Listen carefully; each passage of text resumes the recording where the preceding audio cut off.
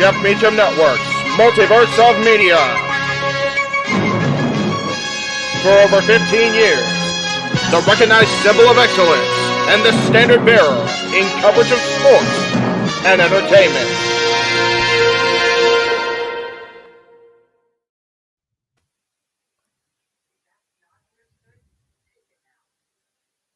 What is up, everybody? Welcome to our here on the Jeff Meacham Network, Multiverse of Media of WWE Day 1, Monday Night Raw.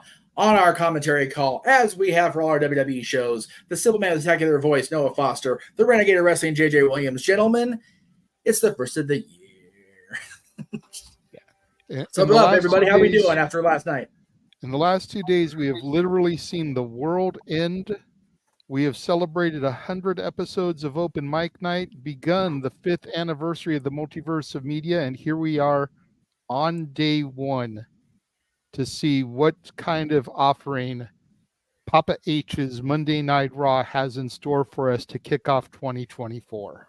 Doesn't get more of a crazier start than that, guys. Without further ado, as of course time waits for nobody, and we are together in this forever. Let's get right into it. So with that being said, hello everybody and Happy New Year and welcome to Monday Night Raw.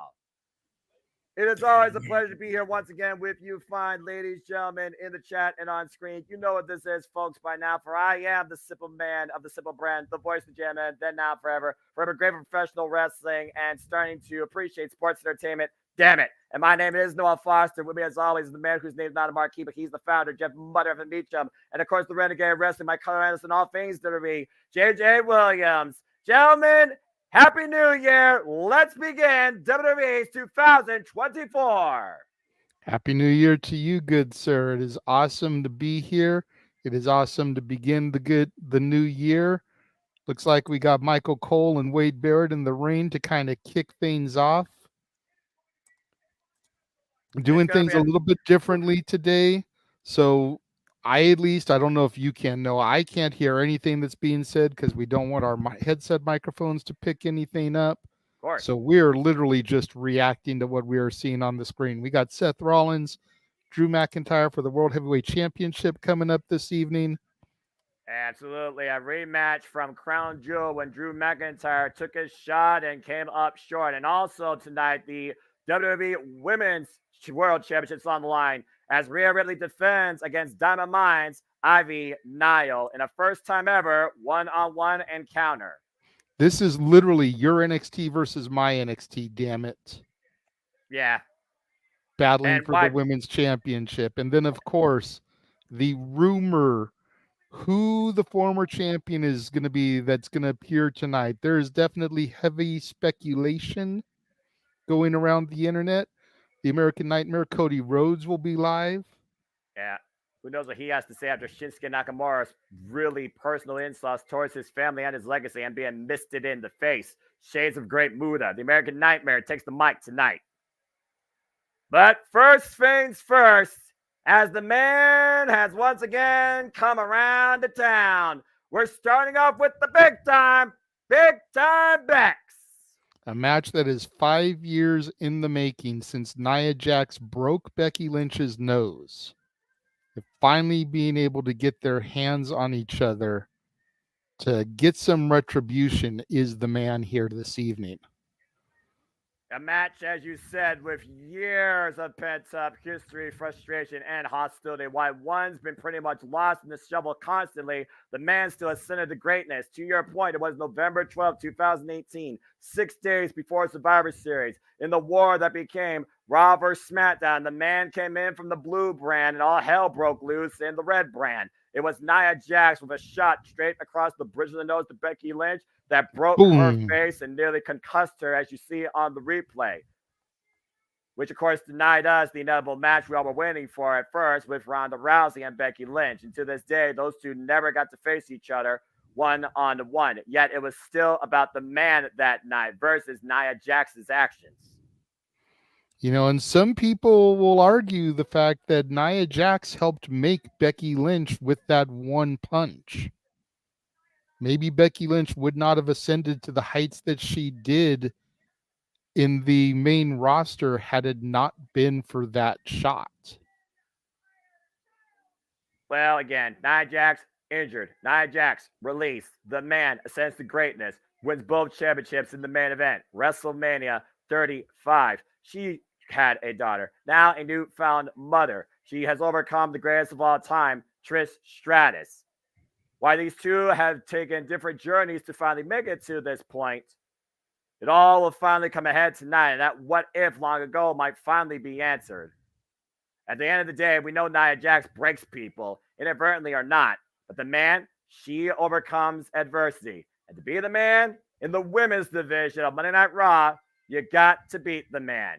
While Nia Jax may have broke the man's face, she has yet to beat her. And we'll see tonight if Nia Jax steps up or gets shut out once for all. And to everyone out there in the chat, thank you for tuning in to the first Japanese Network Live Watcher event for 2024, initially the beginning. Please like, subscribe, comment, tell a friend. If you want to dictate the conversation, don't need to dictate. Super chat's as simple as that. As we will begin with the Irresistible Force taking on the man. And you got to imagine this being the first match of WWE's 2024. This could have huge, huge year-long implications towards how these two's journey goes. Not to mention, we are officially, as far as I'm concerned, we're on the road to the Royal Rumble.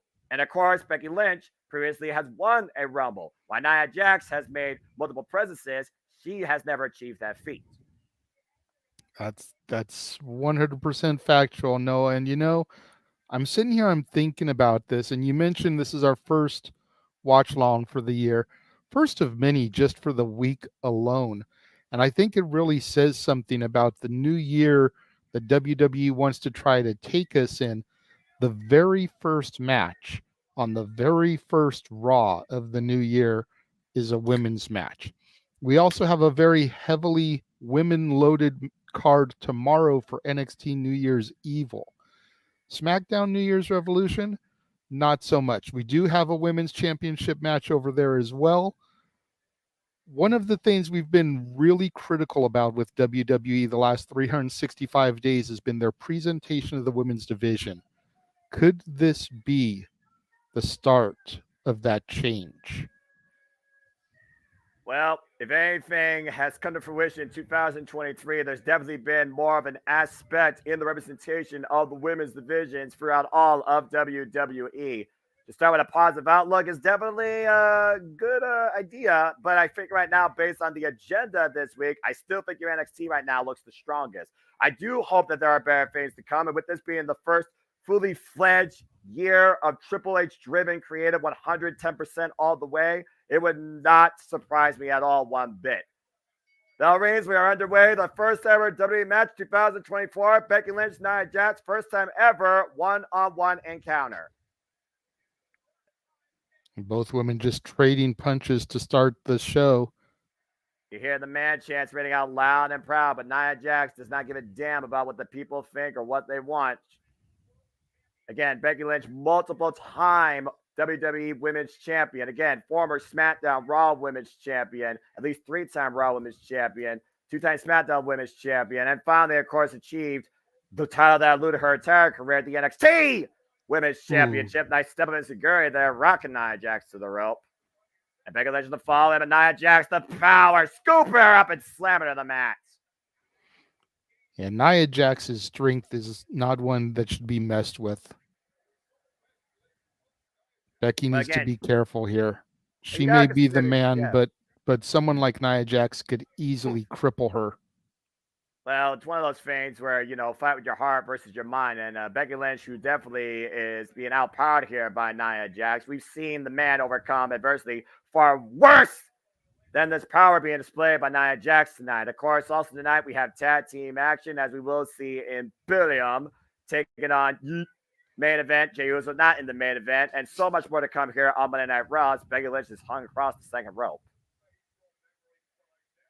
It's one of those things where you remember the classic song from End of an Era, WrestleMania 28, Fortune, Fame, Memory Remains. I felt this memory has remained in both these women's minds since 2018. It's just a matter of who's been more impacted by it, and in a negative versus a positive way. To your point, you think about the journey of these two. Nia Jax, who has her own track record of miscues, Why Becky Lynch has ascended to greatness has been pretty much on top of Monday Night Raw, for being honest, for the last several years. That's fair, except for the time that she stepped away to have her daughter and begin her family. Becky Lynch with the speed advantage here, but Nia Jax again, the power coming into play, correct, just trapping the man. Oh, Becky Huge Lynch bear escaped. hug. Oof! Went for the sunset flip, but Nia Jax looking for the leg drop. Becky able to get out of it. Nice takedown with the snapmare. Here's the cover and a 1 count only. Yeah. Still too early in the matchup for Becky to be able to do anything that minor of a move and be able to keep Nia down. Well, like they don't call her the irresistible force for no reason. You got to neutralize that power. You got to wear down that heavy hitter, pun intended. And Becky right now looking for a Beck exploder. Are you kidding me? Way too early to figure out some move like that. All right, Jax right now wraps towards the ropes. Becky Lynch grabbing a handful of hair. Might be looking for something big here. Oh, what a stunner. Becky Lynch hugging Nia Jax out to dry. Fall again with the drop kick, pushing Nia the corner. The only thing leaving Nia on her own 2 feet while Becky's up and over to the apron. Becky still fighting back though, creating distance. Now looking for some high-risk offense here. And Becky Lynch to the top rope. Nia Jax the drop. So missile drop kick. Takes the force off her feet. Here's the cover. Is it enough? And a 2 count. No. Huge missile drop kick there by Becky Lynch, but not enough to keep Nia Jax down. Nia shaking the cobwebs out of her head though. Here, take a look again. Oh, we're going picture in picture. Never mind. About to say, thought it was going to be a replay. Yeah, but that's all right. Becky Lynch, Nia Jax, a match that is literally 6 years in stewing. Who will get the better of this contest? Find out when we return on Monday Night Raw as we go to restaurant quality picture in picture. Again, it's always good to see you all guys here. Again, we talk about Becky Lynch, Nia Jax. We talk about presentation, perspective, representation, development, evolution. Big Samoan drop. That's devastating. Cover, hugging their leg, and a 2 count. Becky looked like she was going to go for a coup de grace there, but ended up rolling through it and then caught with that Samoan drop. You consider, again, who trained Becky Lynch in the first place, one Finn Balor. Not surprising that she takes something out of that playbook.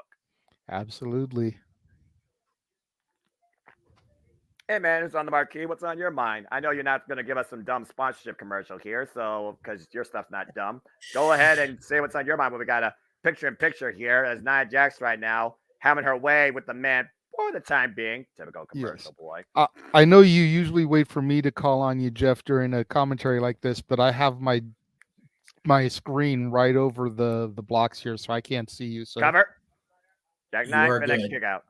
You are good. I just wanted to thank everybody again for coming in tonight and enjoying the show. Sorry if I'm very sporadic in appearances more than usual during a watch along. I know I'm usually kind of off screen doing my producer thing, but today's going to be particularly absent. Hopefully not too much longer. Hopefully I've got this, whatever I got going on here, settled down technology wise and off screen wise, but we'll see how things play out. But yeah, this is a big night. It's a big night for WWE. It's a big night for us. It's hopefully going to be even bigger if you believe the rumor innuendo and if you watch college football today. So we'll see how things go, guys. Have fun. Yeah, absolutely. And don't worry about it, bro. We've got things handled.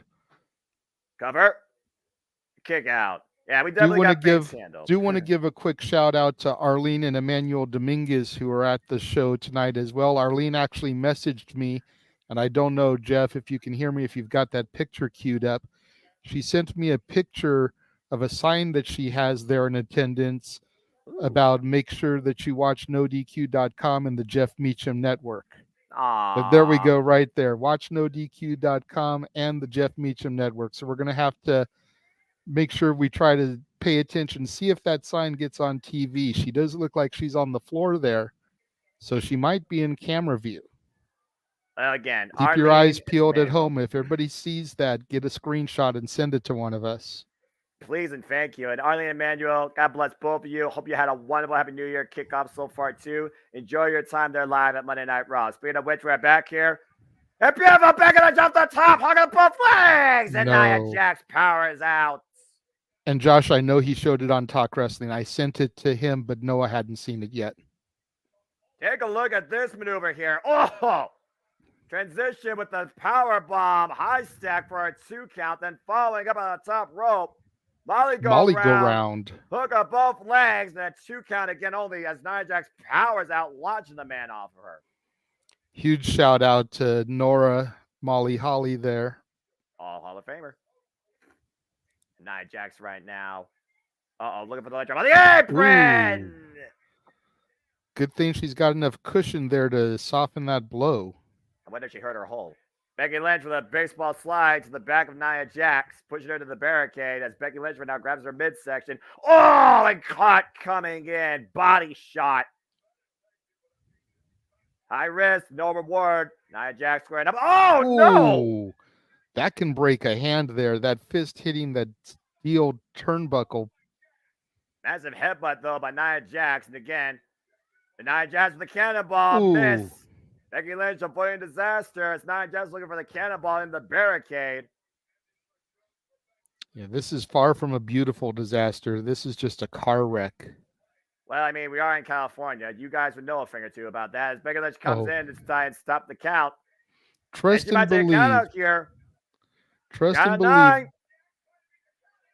Barely makes it back in. There was a short period where I contemplated going to this show, but I was like, nah, San Diego's too far. I'd say, how's the travel down there from California? There's the blade drop. Here's the cover. Is that enough to win here? No! No, not enough. Looks like Becky's going for the disarmer here. Well, if she can't pin her, she can certainly try and submit her, and you wonder if that's the damaged arm and hand that Nia Jax threw into that ring post.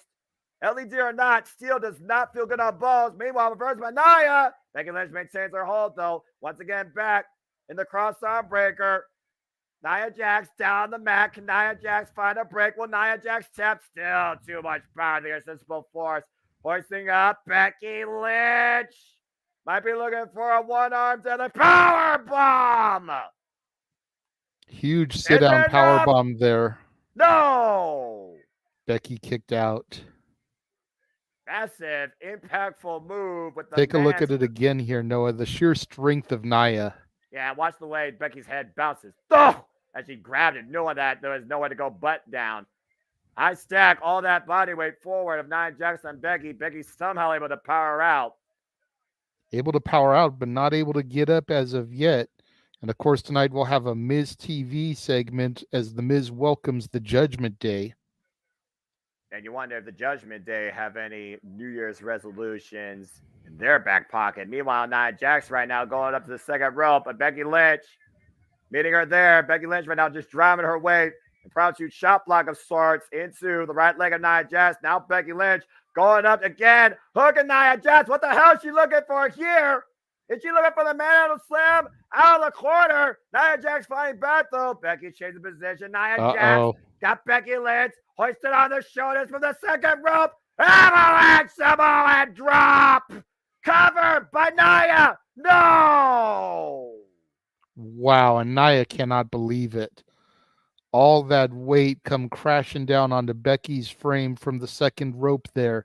Samoan drop style, and just couldn't put her away. Look at this again, Noah. Yeah, let's look at this. Oh, bam. God.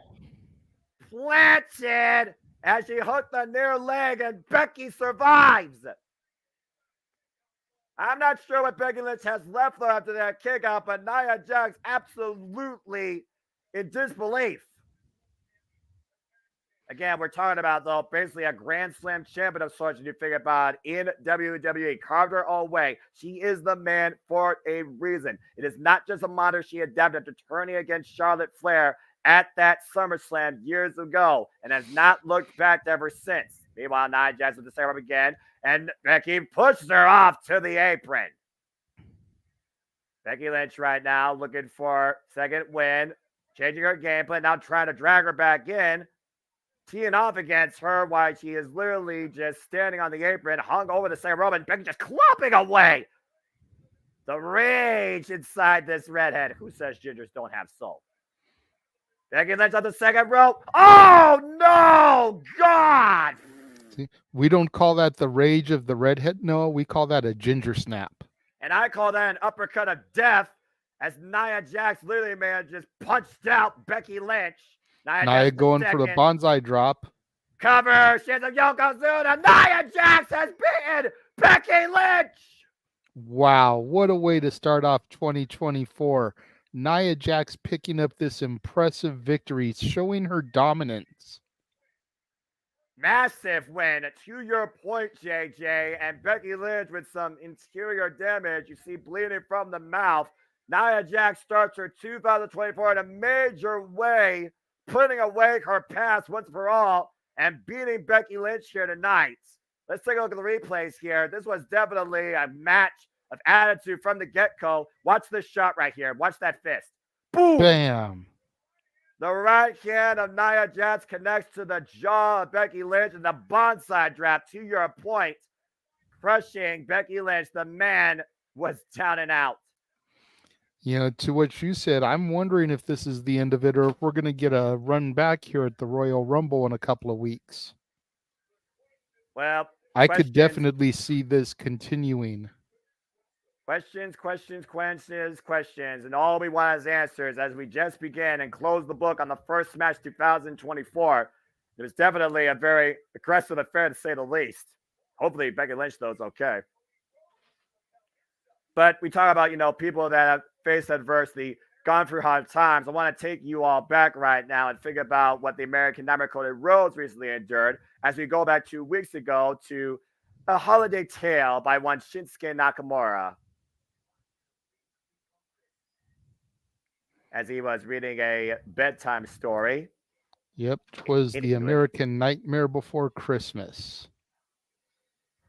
As, of course, Shinsuke Nakamura channeling his mentor, Great Muta, misting Cody Rhodes in the face, intentionally getting disqualified. Taking a shot at Dusty Rhodes. Your father was inbred. Yeah, and then hitting him with a Kinshasa, that knee strike to the back of the head. Talk about a nasty Christmas gift from a very rude Grinch. I will be your last fight. And, of course, Cody Rhodes was having none of that, as, of course, we saw him assault Shinsuke Nakamura once he was finished telling his tale. And it seems like nothing was going to keep these two men apart. Again, Cody Rhodes has been fighting adversity his whole life, been fighting on behalf of his family name, trying to stand up but still hold true to the legacy that is Rhodes. And, of course, we still wonder, can he finish the story? In the meantime, he has a whole different story to deal with. As you saw here, Shinsuke Nakamura for the crossroads of the announce table, only to be saved by security at ringside.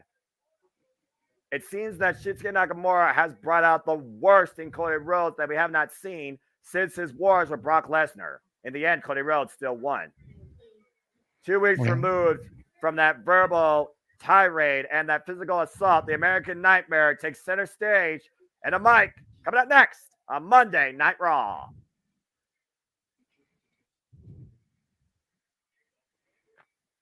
All right, and we're on full commercial break now. Yep. Taking a look at what's to come here on WWE New Year's Knockout Week, New Year's Evil tomorrow, which of course will be another Jeff Meacham Network Multiverse of Media presentation. Best of the Bump, Best of Pay-Per-Views 2023 preview special, SmackDown New Year's Revolution, which will be another presentation from the Jeff Meacham Network Multiverse of Media. Got them all covered. So much good stuff coming across here this next week. All can't miss shows.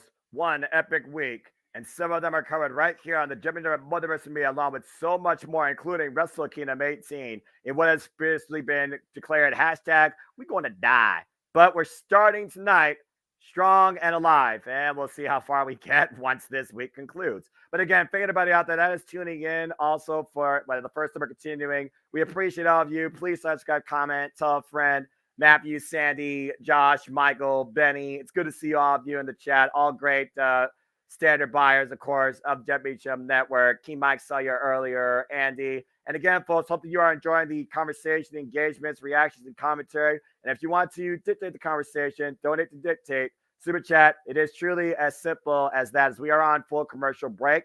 With everything coming up this week, I also encourage you to just subscribe. Become a friend of the Multiverse of Media, the friends of the multiverse, if you will. Whether it's Datsula, whether it's Jeff Mutter from Meacham, whether it's JJ Williams, whether it's James Keebert, whether it's I, just have some fun and come along with us for the ride in our content, creativity, and passion. right here, 24/7, 365 on the Jeff Meacham Network, Multiverse of Media, the Jeff Meacham Network. As again, we love doing this for you. You guys make it possible. You are the breathing force, the inspiration, the encouragement for us to endure technical difficulties, madness, subtle hostilities of the verbal type, whether it's our own emotions or fun arguments and conflict, and also schooling a young boy at least once a week, if not twice, on Saturday night. But I digress. And again, it's just all in the name of fun. So we appreciate all of you. And again, JJ, to your point, major statement made by Nia Jax, not only winning the first match 2024, but closing the book on somebody that maybe, honestly, a big what if. You wonder if Becky would have been the spot she was at back then if the match didn't come to fruition. Nia Jax literally crushed Becky Lynch. And definitely a shocking outcome and a shocking finish to most of us. You know, there's a reason why Becky Lynch has been the man. There's a reason why they say to be the man, you got to beat the man. Nia Jax definitely opened up a lot of eyes here this evening. Yeah, but do you like her or not? Can't argue with that result. Oh. Hi, Jeff. Hi. After I come in between matches since I don't know what's going on. That's full commercial break, so you're perfectly fine. Got it. So is the match is over? Yes. Okay. And Nia Jax wasn't sure, but yeah. No, you're fine. I mean, again, it's one of those things where it's like, latency, time, attention, everything in between, priorities. I get it, bruv. But so far, one match in, Becky Lynch lost, Nia Jax got crushed. Bonsai drop. Perfect call, by the way, JJ. Of course, we're doing our journey to 40 as we cover every WrestleMania history. Yokozuna, huge driving force of the Anai family. Just saying. Oh. Again, JJ's the primary privateer, if you will, of long-term storytelling. Becky and Nia's long-term storytelling. Can't argue that. I was going to draw it out, but my throat's still shot from the last 2 days, so forgive me if I'm not William Shatnering everything like I usually do with long-term storytelling. My throat hurts. Don't worry about it, bro. You're good. I think people can understand my voice. No, you sound a little bit off tonight. You might be right, but what are you going to do? It's been a long couple days, kids. Fun. Proactive. Well, ladies and gentlemen, we are back, and as we are told every week on Raw, wrestling has more than one royal family. As we welcome in for the first time in 2024, the American Nightmare, Cody Rhodes. And not copyright. Oh, man, this theme, though. Time this theme. Cody Rhodes, who made his intentions. Okay, I'll let you do it. I mean, we got to do it. It's the first time. Get ready, folks. Out the curtain, lights go up. I'm home. Whoa. All right, there we go. As we know, JJ, Cody Rhodes makes his intentions known immediately after War Games. He has put himself into this year's Royal Rumble, where he looks to once and for all try and finish the story. But since Shinsuke Nakamura has intercepted Cody Rhodes' focus, I gotta wonder where the mindset stands on Cody Rhodes tonight and what is his resolution coming into 2024. I think as of right now, his resolution is to keep his focus, get through Nakamura, and get back to finishing the story. Well, you said yourself. He didn't finish it last year, WrestleMania 39. He didn't finish it in Madison Square Garden, but he very well might finish it finally in 2024. But for right now, he has a assassin on his tail in Shinsuke Nakamura, who looks to be his last fight. And I gotta wonder if Cody Rhodes is looking to pick a fight tonight on the first Monday Night Raw of the new year. Oh, man. Gotta love a sing-along. Gotta love a downstage sing-along. Of course, not right here on the network. Good energy, though, in that sold-out crowd there in San Diego. Again, Arlie and Manuel, hope that you are having an incredible time. As we wait to hear from the American Nightmare, Cody Rhodes, the first words echoed on Monday Night Raw and in WWE for that matter. It's promo time. It's only fitting that the first words of the first promo of 2024 are, "So, San Diego, California, what do you want to talk about?" Let's see. So far, you're right. San Diego. Yeah, what do you want to talk about? So he left the California part off. Everyone knows where San Diego is by now, or at least you should.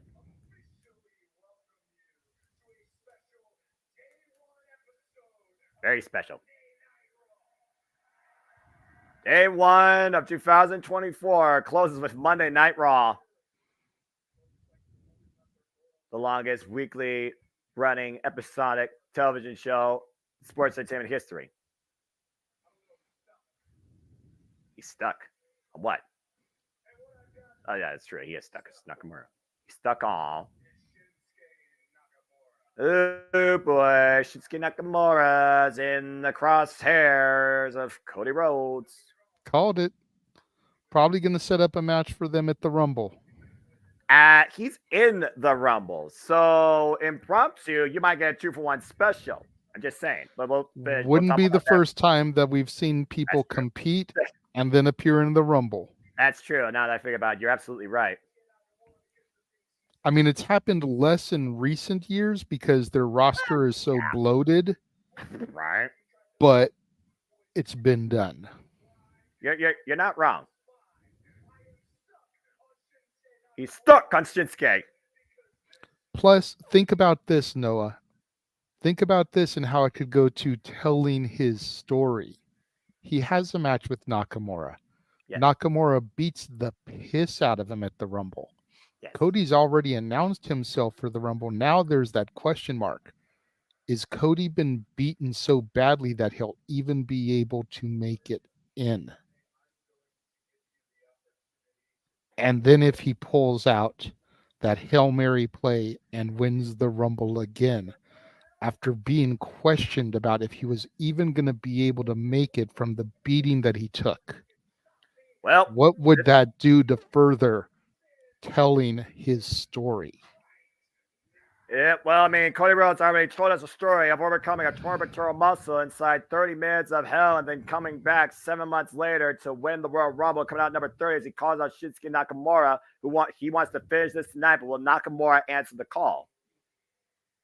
And hello, Arlene from San Diego. We see you in the chat room. We've shown your picture a couple of times here on the broadcast. Hope you and your brother are having a blast. Yep. Become the author of your final chapter.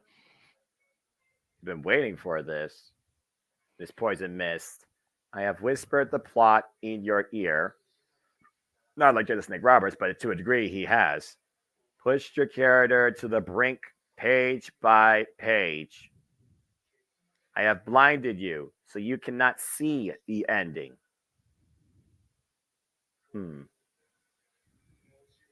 Again, that red mist, lethal. But your story does not end tonight. Nani? I want to give the American Nightmare one more week to dream. You prick.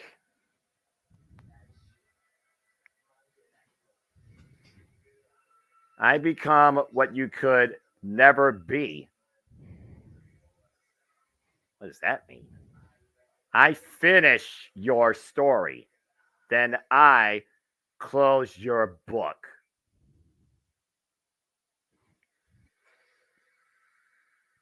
Whoa. I've heard of co-authors, but I don't know if I want Shinsuke Nakamura notarizing any publication related to Cody Rhodes with a message like that. Cody Rhodes right now left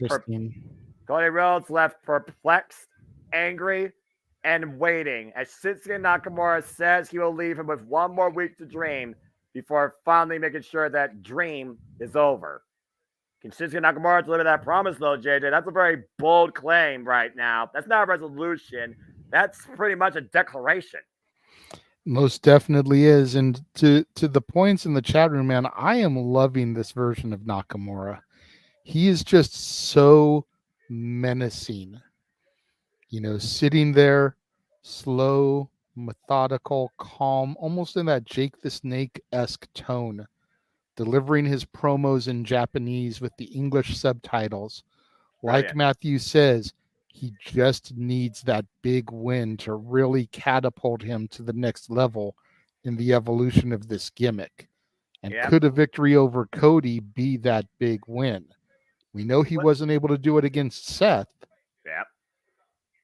But Cody's not the champion yet. Keyword yet, JJ. Exactly. So if Cody were to lose to him right now, it wouldn't be detrimental. That's the difference. Well, and here comes Kofi Kingston for this makeshift tag team match. He's going to team up with main event Jey Uso to take on the boys from Imperium, because as we know, Noah, the mat is sacred. And Kofi Kingston is the absolute opposite of that principle. Again, Monday Night Raw, folks, the first episode of the year and the first PLE of this year, covered by us here at JMN, will be the Royal Rumble. Who will answer the timer? Who will answer the call? Who will outlast the field? And who can come out when the clock hits 0? It's that wild time of year, the Royal Rumble. Stay tuned for more of that here at the JMN Multiverse Media. To your point, JJ, Kofi Kingston, tag team specialist, Jey Uso, tag team extraordinaire, one half of the longest reigning WWE Undisputed Tag Team Champions of the modern era, as Jey Uso and Kofi Kingston looks to settle a dispute of respect against Imperium. Can I get some yeets in the chat room? Look at that place! Mm-hmm. Yeeting on day one. Good grief. Yeah, to King Mike's point, Gunther told Imperium that they better step up while he's on his well-earned winter vacation, which I'm sure is more of a maternity leave of sorts. Right. His congratulations to Walter and Jenny on the birth of their first child. I'm sure that's the main reason why he's not there tonight. General now the ring father. I love it. He probably knew that the due date was upon us, and so he figured take a week or two off before coming back in time for the Rumble. Well, time waits for no man, but is it Jey Uso and Kofi Kingston's time to start off 2024 right? Tag team action coming up next. Jey Uso, Kofi Kingston, Imperium, tag team turmoil up next on Monday Night Raw. As we have a full commercial now. This is what I hate about television. But yeah, I'm going to go talk about the Shinsuke Nakamura thing. As somebody who's a fan of Japanese folklore, I played Ghost of Tsushima. I've seen the way that these narrations happen. I watch New Japan Pro Wrestling, hear Baron Yamasuki talk about these promos in Japanese. There's a certain delivery when you put your culture in it, especially with the manga type of comic art right there. I freaking love that as a fan of anime. It really is something that I think Shinsuke Nakamura has needed. But the fact that he was able to implement against Seth freaking Rollins and come up short in what felt like a trinity when you think about how long ago those two men go, I actually do think he needs this. But do you really put a bet, especially this early, knowing what we're trying to complete here? Do you really bet against Cody Rhodes right now in, I'm not going to say finishing his story, but at least starting out 2024 on the right foot? After all, their last match, Nakamura, he got disqualified. Cody won, but Nakamura had to stay at the end of the day. That's fair. I mean, Cody Rhodes is a hard one to bet against at this point, but I feel like Shinsuke Nakamura is kind of like Raw's version of Karrion Kross right now. He's evolving his gimmick. He's coming after guys, kind of taking their honor, taking something from them, leaving them not exactly the same as they were before they began a promo with them. Right. But he's got to get some victories. Otherwise, he's just going to be looked at as a high-end jobber. And you don't want that for Shinsuke Nakamura either.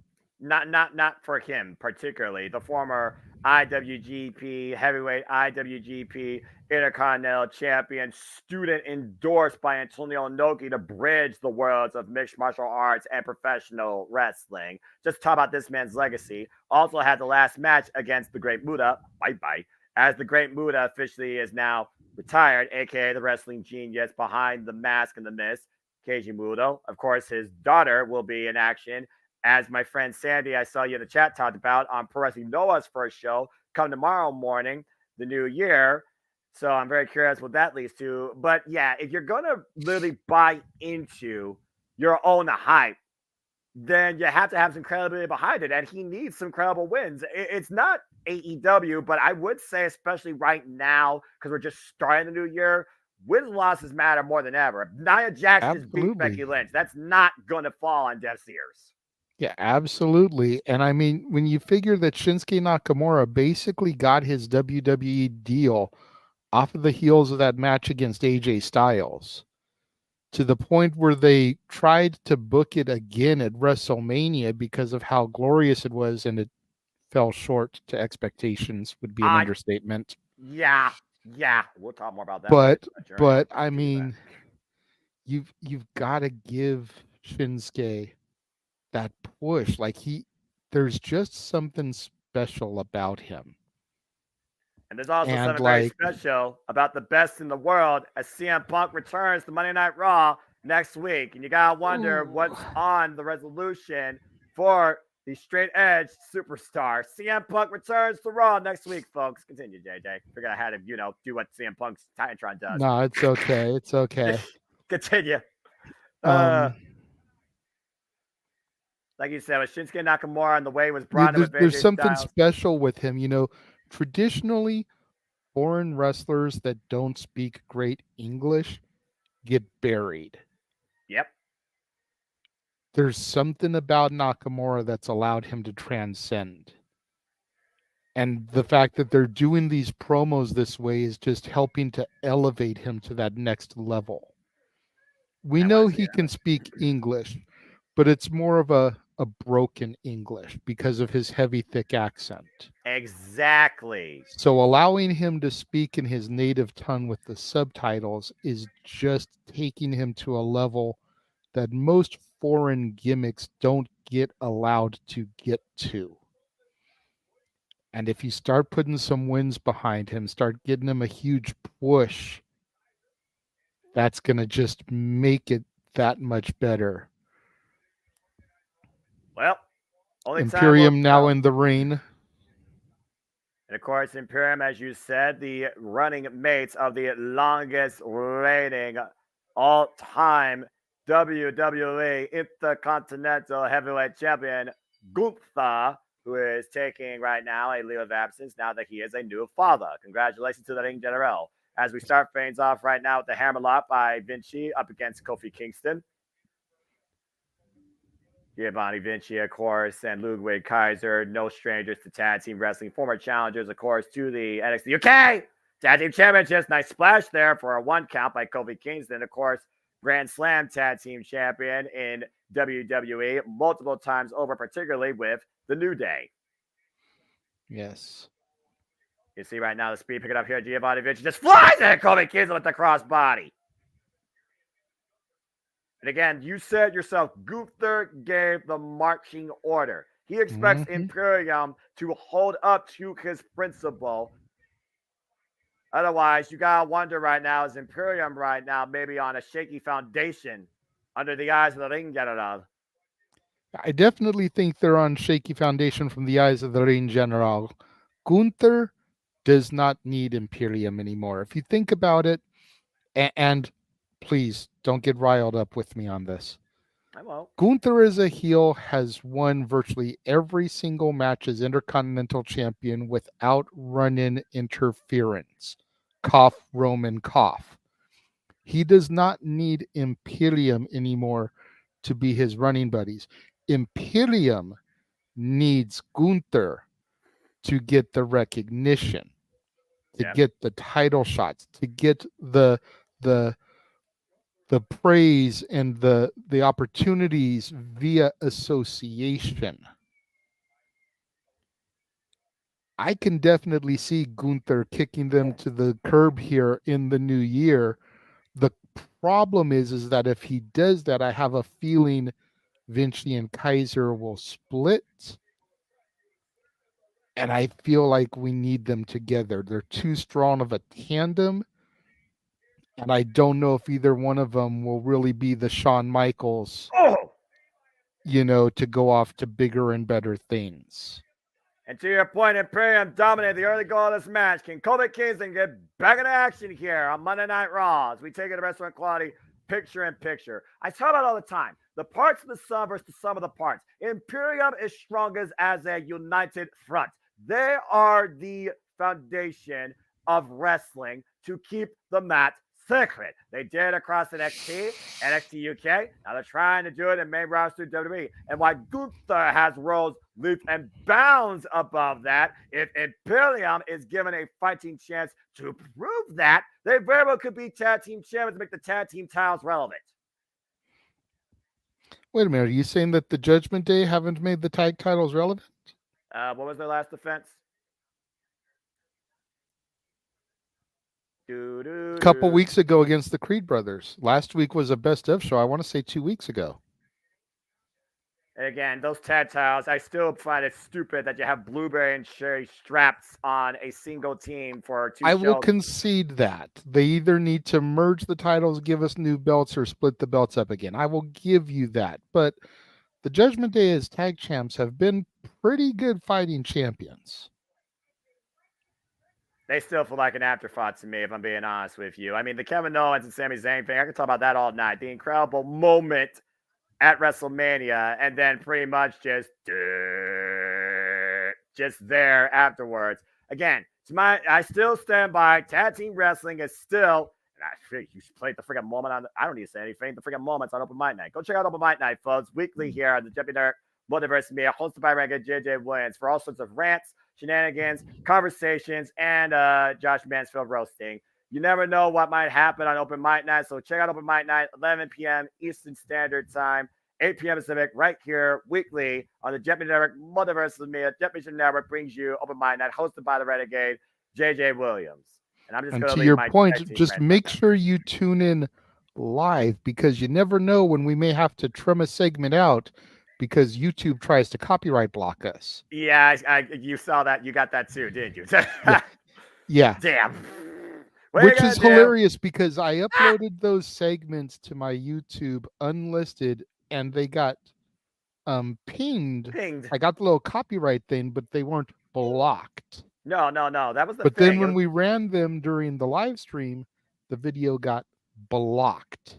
Yep. It's like, make up your mind, YouTube, God damn it. The only reason we aired them was because you only copyright pinged us and you didn't block us. But JJ, there was no impact with one of those clips. We were just giving you a friendly admonishment.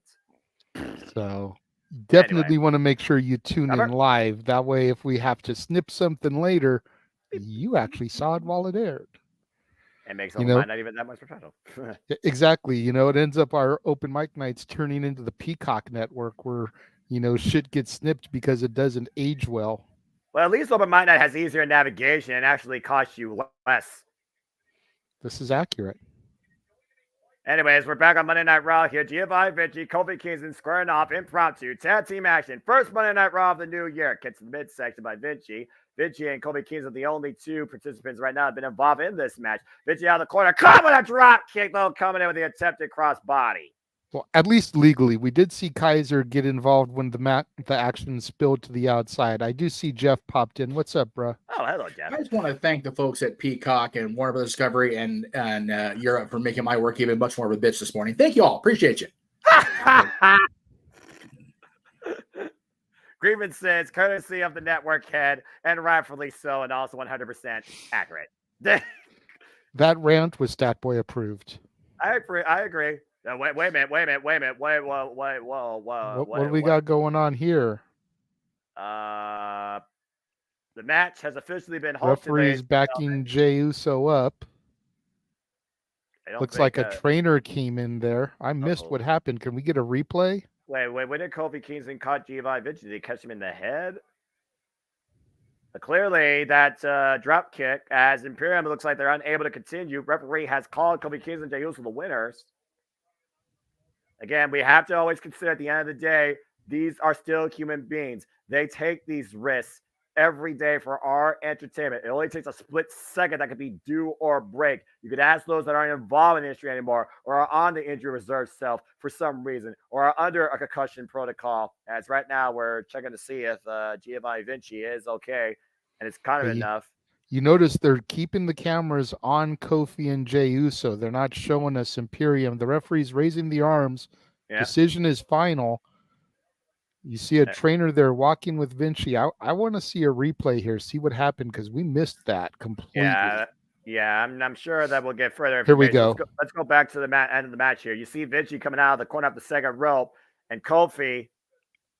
Oh dear. That was right on the jaw, the side of the head of Vinci coming in.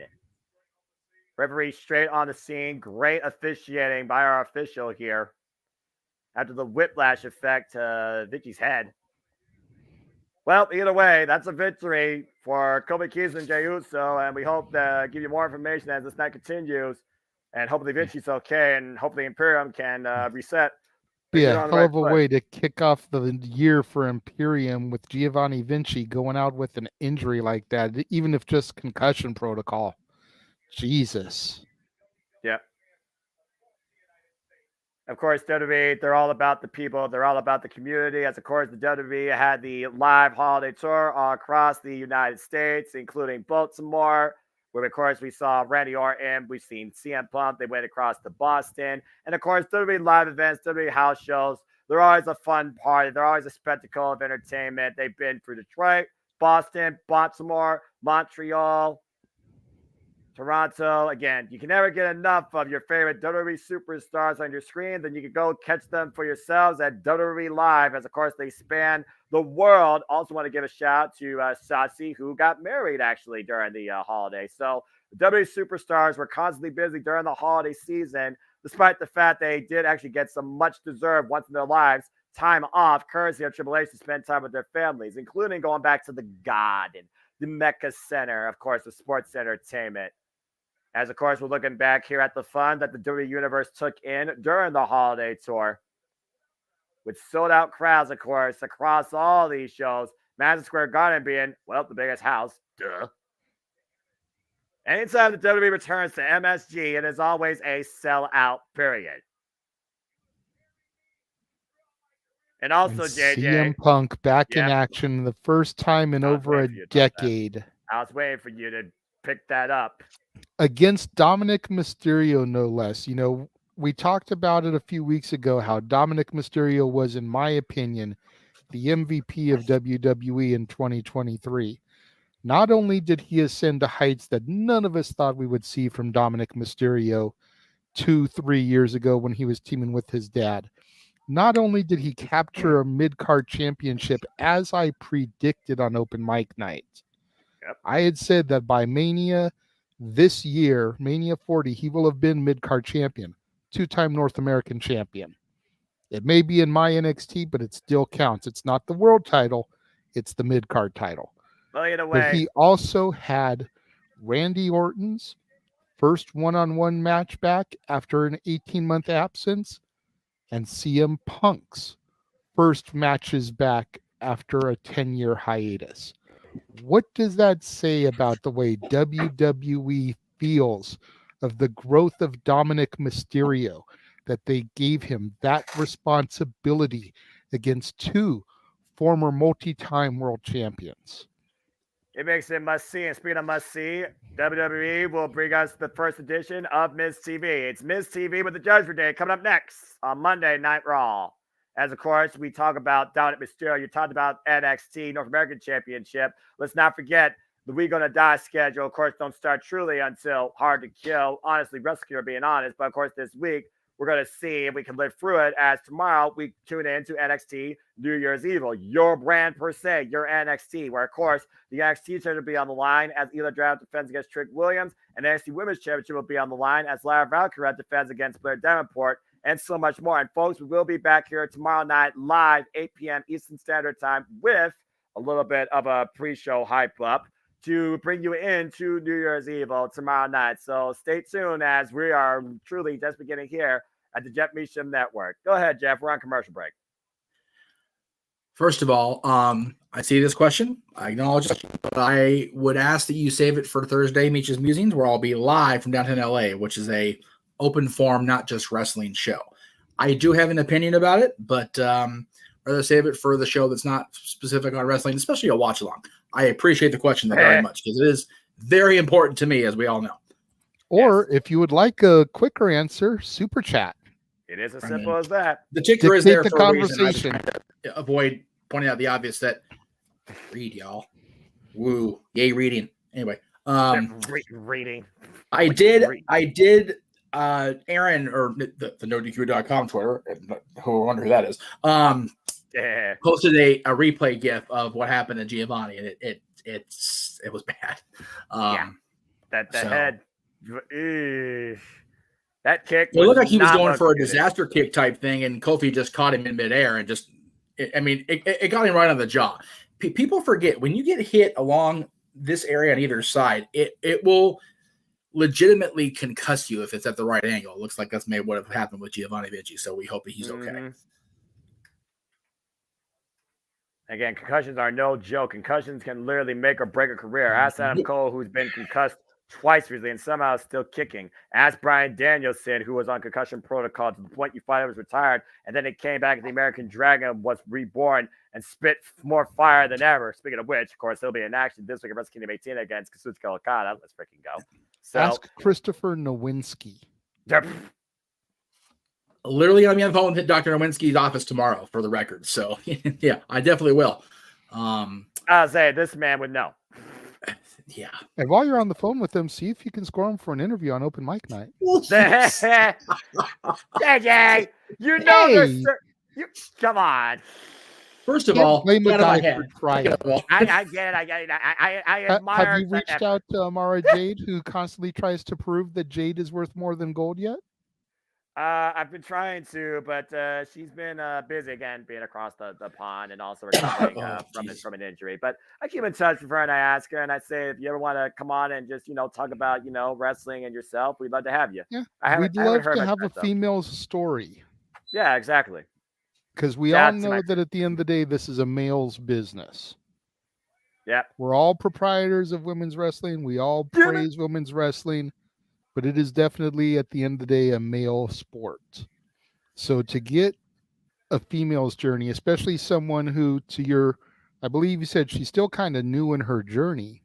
A little bit over a year and some change now, yes. Okay, so not even 2 years in the business, like we're really getting that infancy story. What made her decide to do it? Where'd she go? Where is she wrestling? Like, that's the good shit. When you can get somebody that's still a sapling and watch it flourish into a beautiful tree, that's the best time to get somebody. I got you. I'll see what I can try and do. But I want to give a shout, since you did bring her up, shout to my friend. Please follow her folks on the social medias, Amara Jade, who continues to prove that Jade is worth more than gold. Please follow her journey. Go check out some of her matches on Spinebuster TV right here on YouTube in both singles and tag team actions. And go check out her feature match against Laura DiMatteo. I will go ahead and say that at some point this year, I am going to reach out to our good buddy Sam Knight. See if we can get the same thing that we had with Gino Rivera. There you go. That was awesome. I know we want to try and do it quarterly, but right. So, maybe wait a little bit, see if you can get Amara this quarter or not, but because he's kind of a back pocket type of guy. We know we can pull him whenever. Right. And as talked about toward the end of the year, there'll be somebody on the show, hopefully that will be right here on the Jeff Meacham Network. And we go backstage, we check out Ivy Nile kind of getting hyped up for her match. Ivy Nile with the biggest chance in her career since facing Mako Satomura for the NXT UK Women's Championship, has a huge chance to put Mommy in her place. Ivy Nile versus Rhea Ripley still to come tonight for the WWE Women's World Championship. Will Mommy's year start off right, or will Mommy for once not be on top? Could you Silicon just Monday Night Raw. imagine if Ivy was able to do it tonight? It would be absolutely insane. I mean, I told this to Josh in the chat room because he was swearing up, down, left, and right that Rhea needs to be the main event of Australia. And it's like, she really doesn't, though, because unfortunately, the talent isn't there on Raw to make a main event match. They would need a big money star. Becky is more than likely going to be Mania. So unless they get Mercedes, Deanna, Julia, somebody like that they could bring in, that would be a big money match in Australia. Semi-main, fine.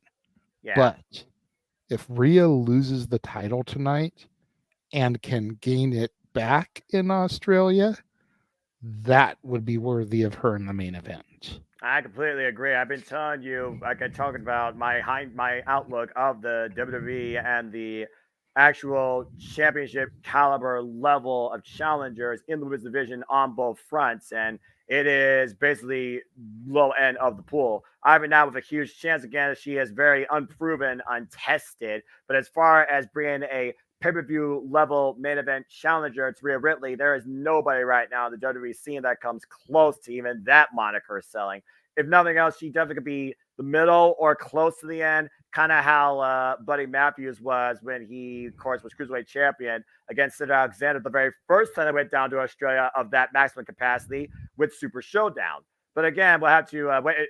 What the hell? We were about to all rise for the Judgment Day, and here comes our truth instead. Oh, Lord. Sweet baby Jesus. Can somebody wrap this man in bubble wrap to protect him? Because he is a freaking national treasure. I think that needs to be the plot of the third movie, is Nick Cage is on a mission to find and save our truth. National Treasure 3. Make it happen, Disney. Okay. I literally just gave you your freaking plot. This is a joke of a freaking... What's up? Oh, Lord.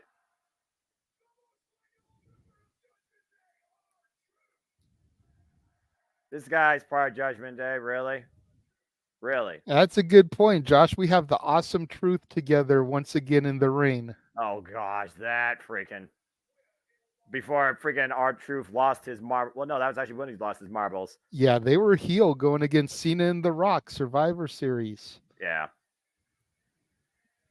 Oh, my gosh. Little Jimmy!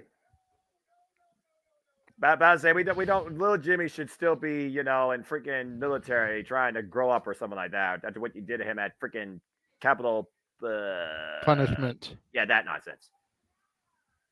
Look, I was such a huge Truth fan that I saw a airbrush t-shirts place in the middle of the Lakewood Mall one day.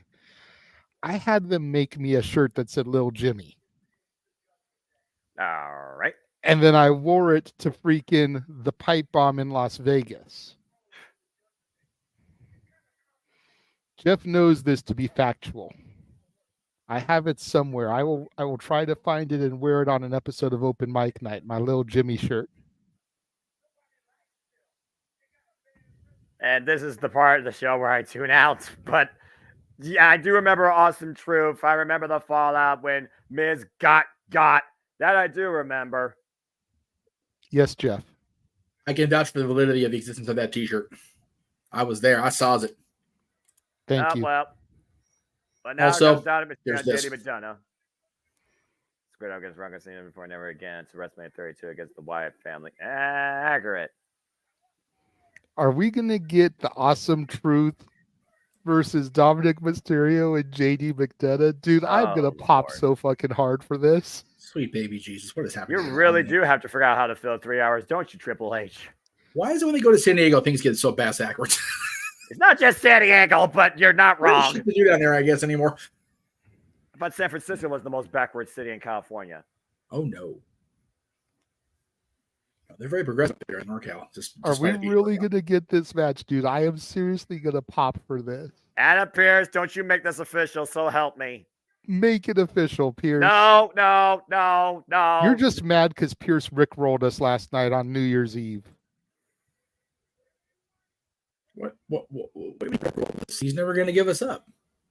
Never going to let us down. I knew they're going to walk on out and desert us. I knew this day one was going to be rough. Hey, this is awesome. You got to admit, Miz and Truth were a great tandem over a decade ago. And keyword decade ago. And JD and Dom are making a great tandem. You could almost call them the B team to Priest and Balor.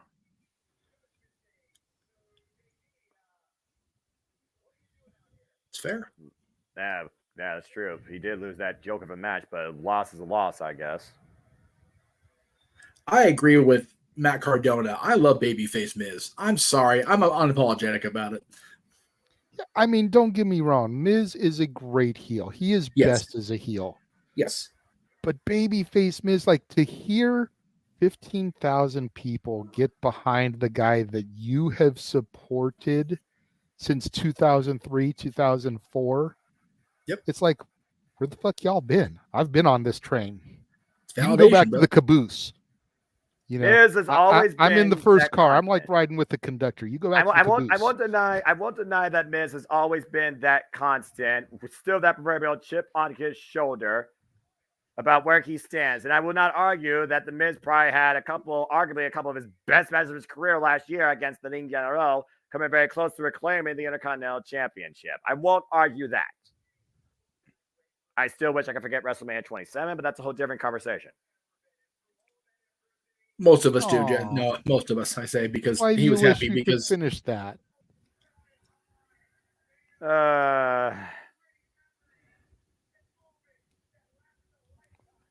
Miz right now just spinning fire on the mic. Why do you wish we could erase that, Noah? Tell me. There are some things that WrestleMania is better off not being talked about for. And I'm not just talking about the closer. Freaking Michael Cole. Anyway. I was happy for Mike as WWE champion. I didn't mind the finish because it allowed Miz in character to forever state that he beat John Cena in the middle of the WrestleMania main event. Right. I don't know what you're talking about. The Miz beat John Cena clean. 1, 2, 3. There was nobody else around. He freaking sucked. That finish was about as clean as the water in Flint, Michigan, Jay. Okay, seriously. I'm just throwing that out there. That's a low bar right there when you consider how clean the water is there. Not. With all respect to the love in Flint, Michigan, because golly, those that match was upheld with the integrity of an Aubrey Edwards match. How dare you even put that sort of comparison out there? That inequality is so unbalanced. It's more unbalanced than R-Truth actually being in the Judgment Day. Cameo.com/Aubrey Edwards. Jeff.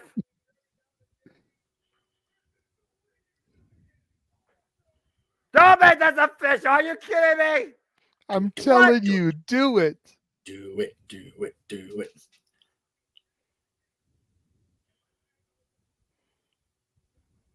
Oh my gosh, Truth.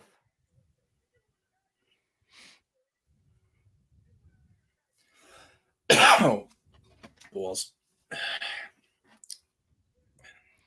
I gotta say, for the first hour, I'm glad this show has been this good because I'm looking forward to rewatching it at 8 o'clock with the audio so I can take my notes. What's up? He accepted. Oh, God. There we go. go. The clothesline with JD to the outside.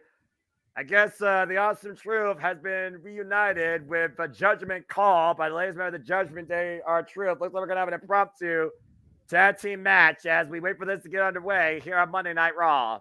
What the Dude, this is awesome. Hey, WWE. Anyway, as WWE continues its launch of 2024, let's keep in mind, come this Friday, we conclude this first week with crowning a new number one contender to the United States Championship in either Styles Escobar, Kevin Owens, and a triple threat number contenders match with the Tribal Chief awaits for either AJ Styles, Randy Orton, or LA Knight for the WWE Undisputed Universal Championship. This is so much more this Friday as SmackDown brings you New Year's Revolution. As we got a full commercial break, and I am slowly losing my mind. We love you, though, Noah. Yeah, I know. The question is who is causing you to lose your mind more? The reuniting of the Awesome Truth versus the Judgment Day, or me? I plead the fifth. That means me. Dadgummit. Freaking hell. I would be, if I was not doing this right now, I would be stuffing my face with cheesecake while watching Kento Miyahara beat the living shit out of Kazuhiko Nakajima for the freaking Triple Crown Championship ahead of Pro Wrestling Noah tomorrow night. And now I got Miz and R-Truth versus Judgment Day with heavily filtered audio and booze. Someone forgot to turn the vacuum on low. Anyway. God. And I still don't drink to this day. Yet. I will say this. Break. Awesome Truth reuniting was not on my 2024 wrestling bingo card. Was on your sports entertainment bingo card? Because that's the definition of sports entertainment right there. Day one. There's your first spot. B1. I feel like this is the first of many times we're going to say this year. But yeah, like I did not have this on my bingo card for the year. Awesome Truth reuniting. After 13 years, we're gonna need to start having a count on that because something tells me we're gonna beat the high score of 2023. Well, nothing I think is gonna top CM Punk coming back to WWE. I don't think that was. I think I was the only person after All In that had that on their bingo card. Like I put up during his episode of Talk Wrestling because. Him and Aaron made the comment of nobody saw that coming. And I'm like, when he walked out of the arena with his one in the air, like the acknowledge me, I said it then, he's on his way back. And nobody wanted to believe me. You were right. I did say that maybe there would be a stopover at Bound for Glory, which was also in Chicago, just as a way to kind of get that water cooler talk going. Right. But I said he was going back to Survivor Series in Chicago, and nobody wanted to listen to me. Well, sometimes people don't listen to sound arguments, and JJ, your argument was sound and it came to fruition. And seeing is believing. I still couldn't believe. Not only I saw it, I effing called it. So congratulations. And I'm sure you're going to. We both did. True that. And I'm sure that you're going to have more premonitions coming this year. And with your sound judgment and storytelling, I hope a lot of yours come to fruition because I actually can trust in your booking more than I think I still can buy into fully. Sports entertainment. And by the way, I see you all in the chat. If you want to dictate the conversation with various questions and what ifs, donate. Donate to dictate. Super chat is truly as simple as that. But thank you, Ramit, for your participation. And yes. To go with Sandy real quick, why we got a commercial for Barmageddon, whatever the hell that is. Red Solo Cup, where you at? I love the new look, and I love the fact he's channeling his Antonio Inoki, his strong style. And we are back here on Monday Night Raw. This is impromptu tag team contest, Raw Day 1. It is Dirty Dominic Mysterio and JD McDonough. I'm taking on, you hear me right, the Awesome Truth, R-Truth, and The Miz in 2024. Looks like we're starting with Miz and Dominic. Miz gets the tag into R-Truth. JD with a kick to the back of the Miz's head. Not legally, because he was in the wrong corner. Again, R-Truth, a few tries short of a Happy Meal still to this day. That's fair. And JD McDonough right now teeing off against the Miz, double teamed by the Judgment Day. As far as I'm concerned, they're still in Judgment Day. Cover by JD, gets a 2 count on the Miz. Of course, the Miz's tail end of his 2023 was challenging Gunther for the Intercontinental Championship in one of the hardest fought matches I've ever seen Miz wrestle in his life. Still came up short, though. And, of course, now Miz can no longer challenge for that title as long as Gunther is the champion. Did you just see that Hurricane Rana from The Miz to JD McDonough? What the hell was that? Tag.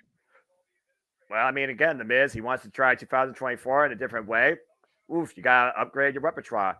Meanwhile, R-Truth, what the hell is this? His leg drop. Yeah, leg drop with some pizzazz, I guess. Yep. Back in the LBWA, we had a wrestler called Dubbar Swift who did something like that. He called it the leg drop it like it's hot. And here I thought he was just trying to intimidate Brandon Cutler. R-Truth squaring off against JD McDonough without the tie-dye. Up and over JD goes, though. Off the ropes. And JD had a pretty rough tail end in 2023. What a corkscrew into JD by R-Truth. Corkscrew across body. Yes, Jeff. Yes, Jeff. What's up? Considering you just mentioned Cutler as far as the invitation, considering where Dubbar Swift ended up, it may have been that Cutler stole that from him, and it just kept getting stolen and stolen and stolen and stolen. So that's fair. I mean, about to say what's original anymore, especially in the world of sports and entertainment. That's fair. Mike D, we see your super chat. As soon as we're done with this match, we will address it. Okay, bud? We got you. R-Truth right now trying to go for the tag against Dominic. Like JD just decks him. Clotheslines him, turns him inside out, drops a vicious knee to the throat of R-Truth. JD McDonough, man, is a guy that came through your NXT UK into my Rainbow Bright NXT, and I just levitated towards him. There was something about him that captivated me, that made me think of a Fit Finlay, a William Regal-esque wrestler. Finding out that he was trained by Finn Balor just really kind of put everything in perspective to me. I see great things for JD McDonough. Maybe not the first half of this year, but by the second half of this year, by the time we get to SummerSlam Survivor Series, the end of 2024, I feel like JD will have held a championship on the main roster, whether it's a tag strap with Dom, whether it's the Intercontinental or United States Championship, if he gets moved during the draft. He's going to have some kind of gold this year. Well, that also just comes down, I think, also the fact of Judgment Day meets their Judgment Day. And I do wonder, is everything fine in the Judgment Day still, especially with R-Truth right now trying to play peacekeeper and team player, as R-Truth being double teamed by JD. Oh, nice snap German suplex, float over into the cover, and a 2 count. And Dominic Mysterio. Yeah, and Josh, I'm with you on that one. Awesome Truth versus A-Town Down Under. Give me that match. That's the definition of sports entertainment.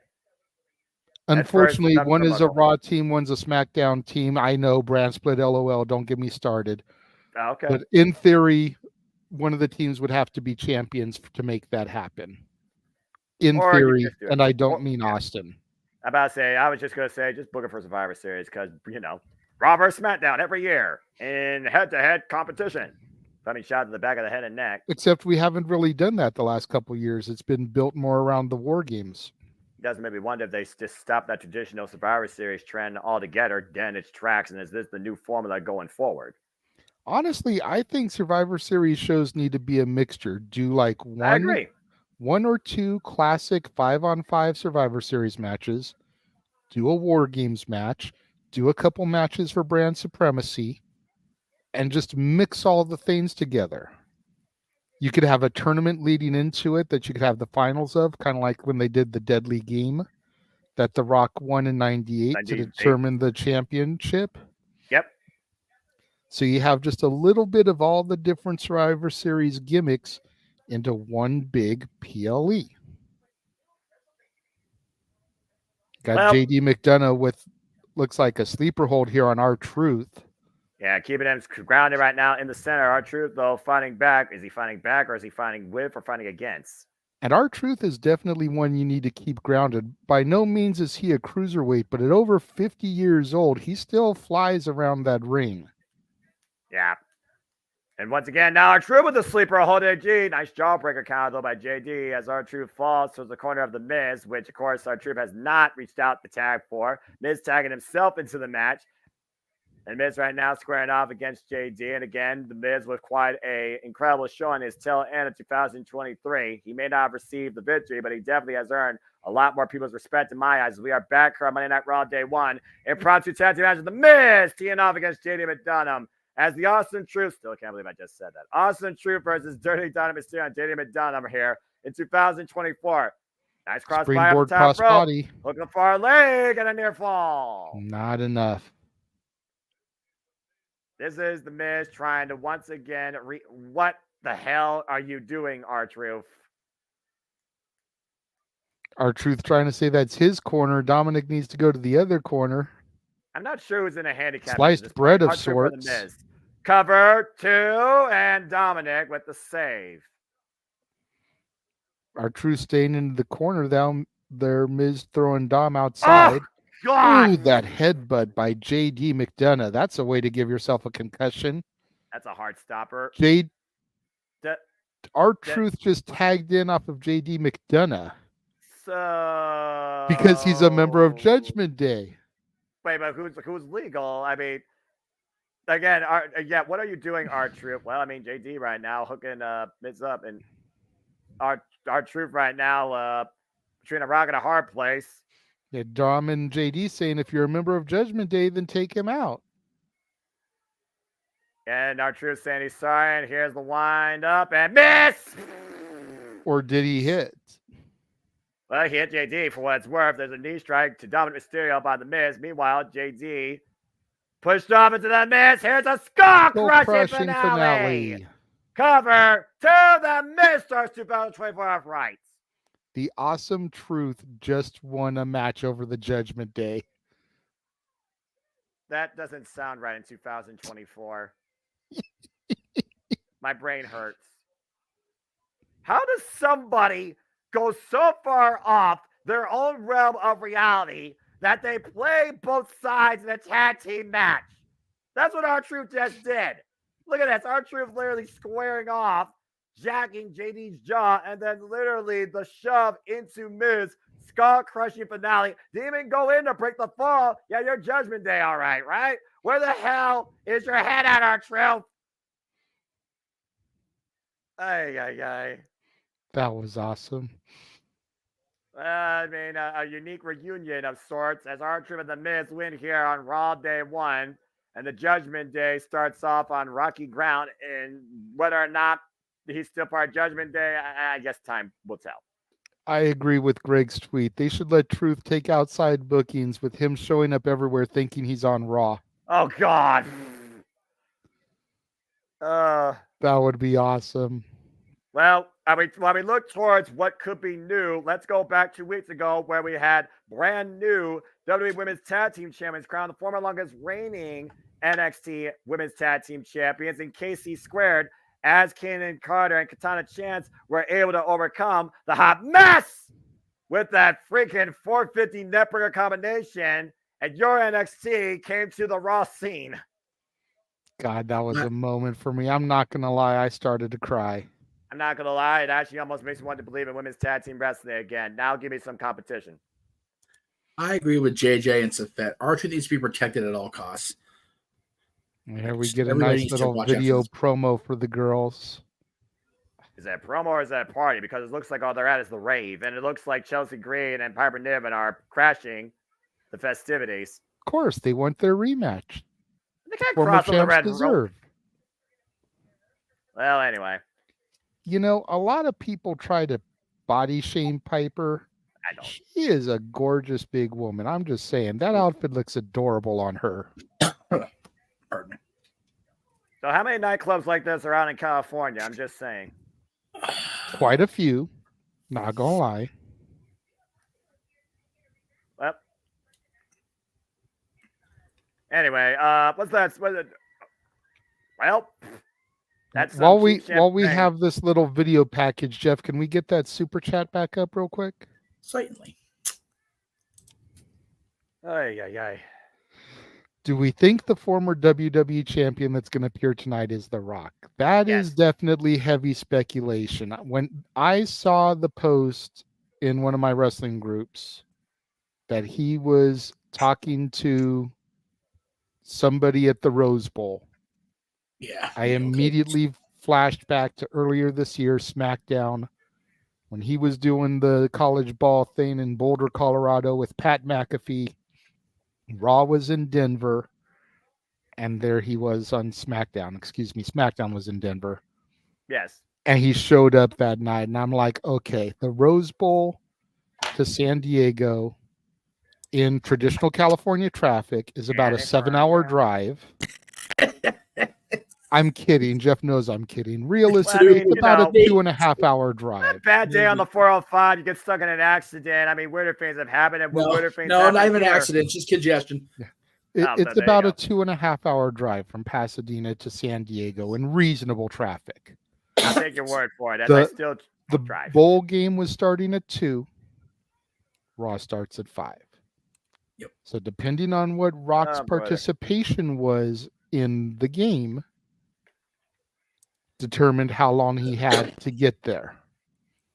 And if The Rock has a private jet, because you can see behind them there in the shadows, Nick Khan holding something in his hand, probably Rock's payout for the night. Mm-hmm. There probably is a private jet that he could jump on that would get him from Pasadena to San Diego in like 30 minutes.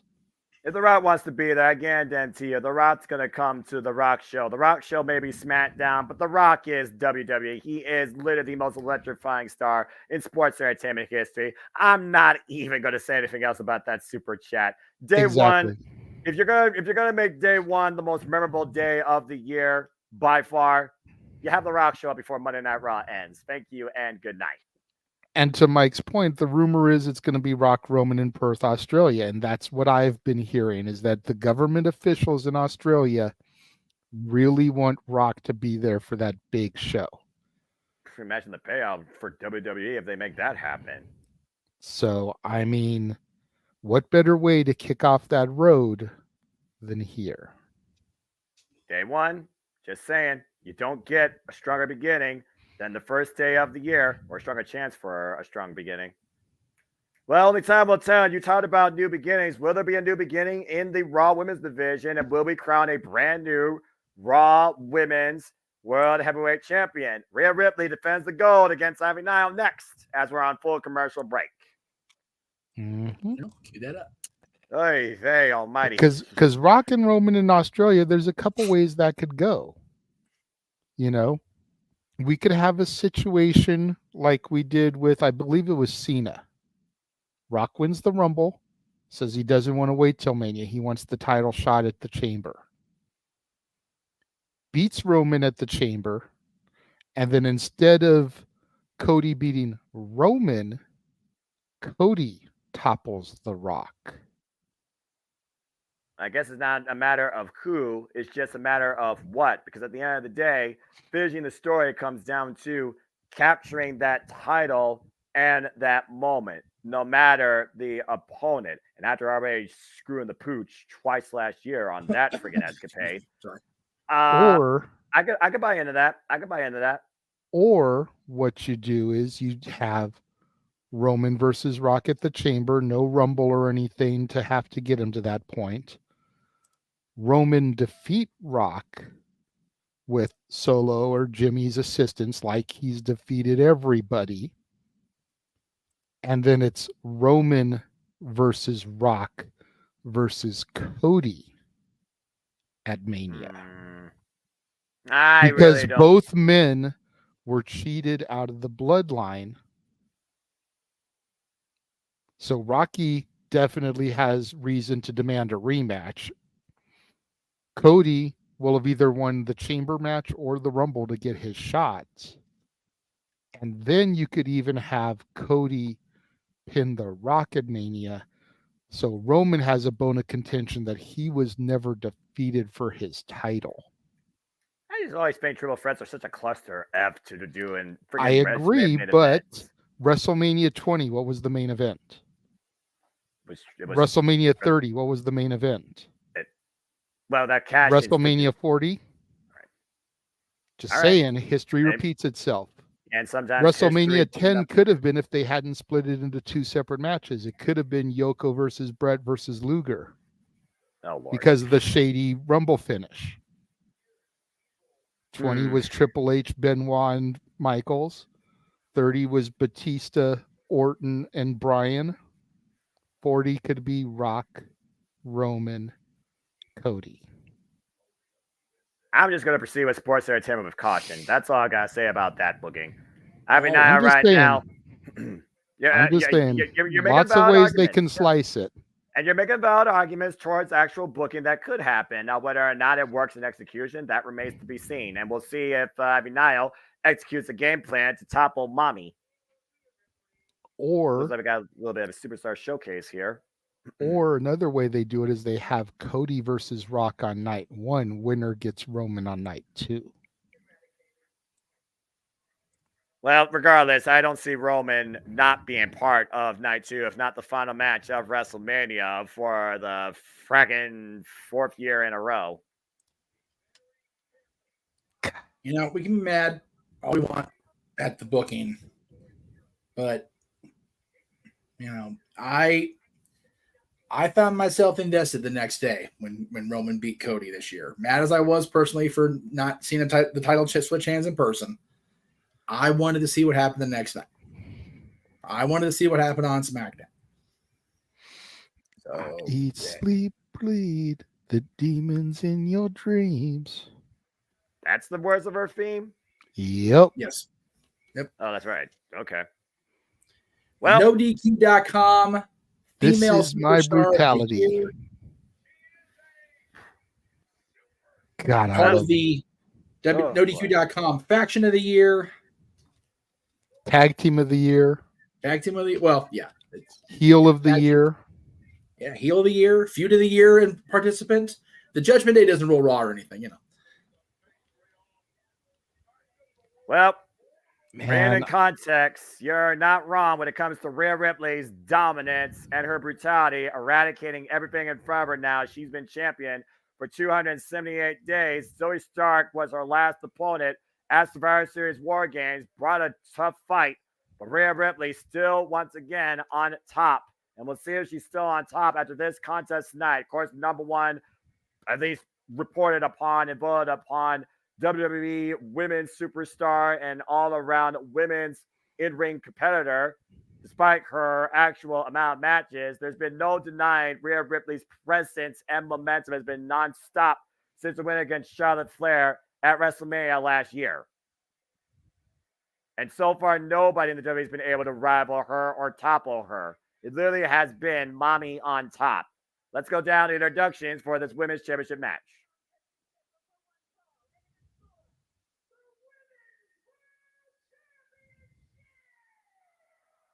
See how long this goes.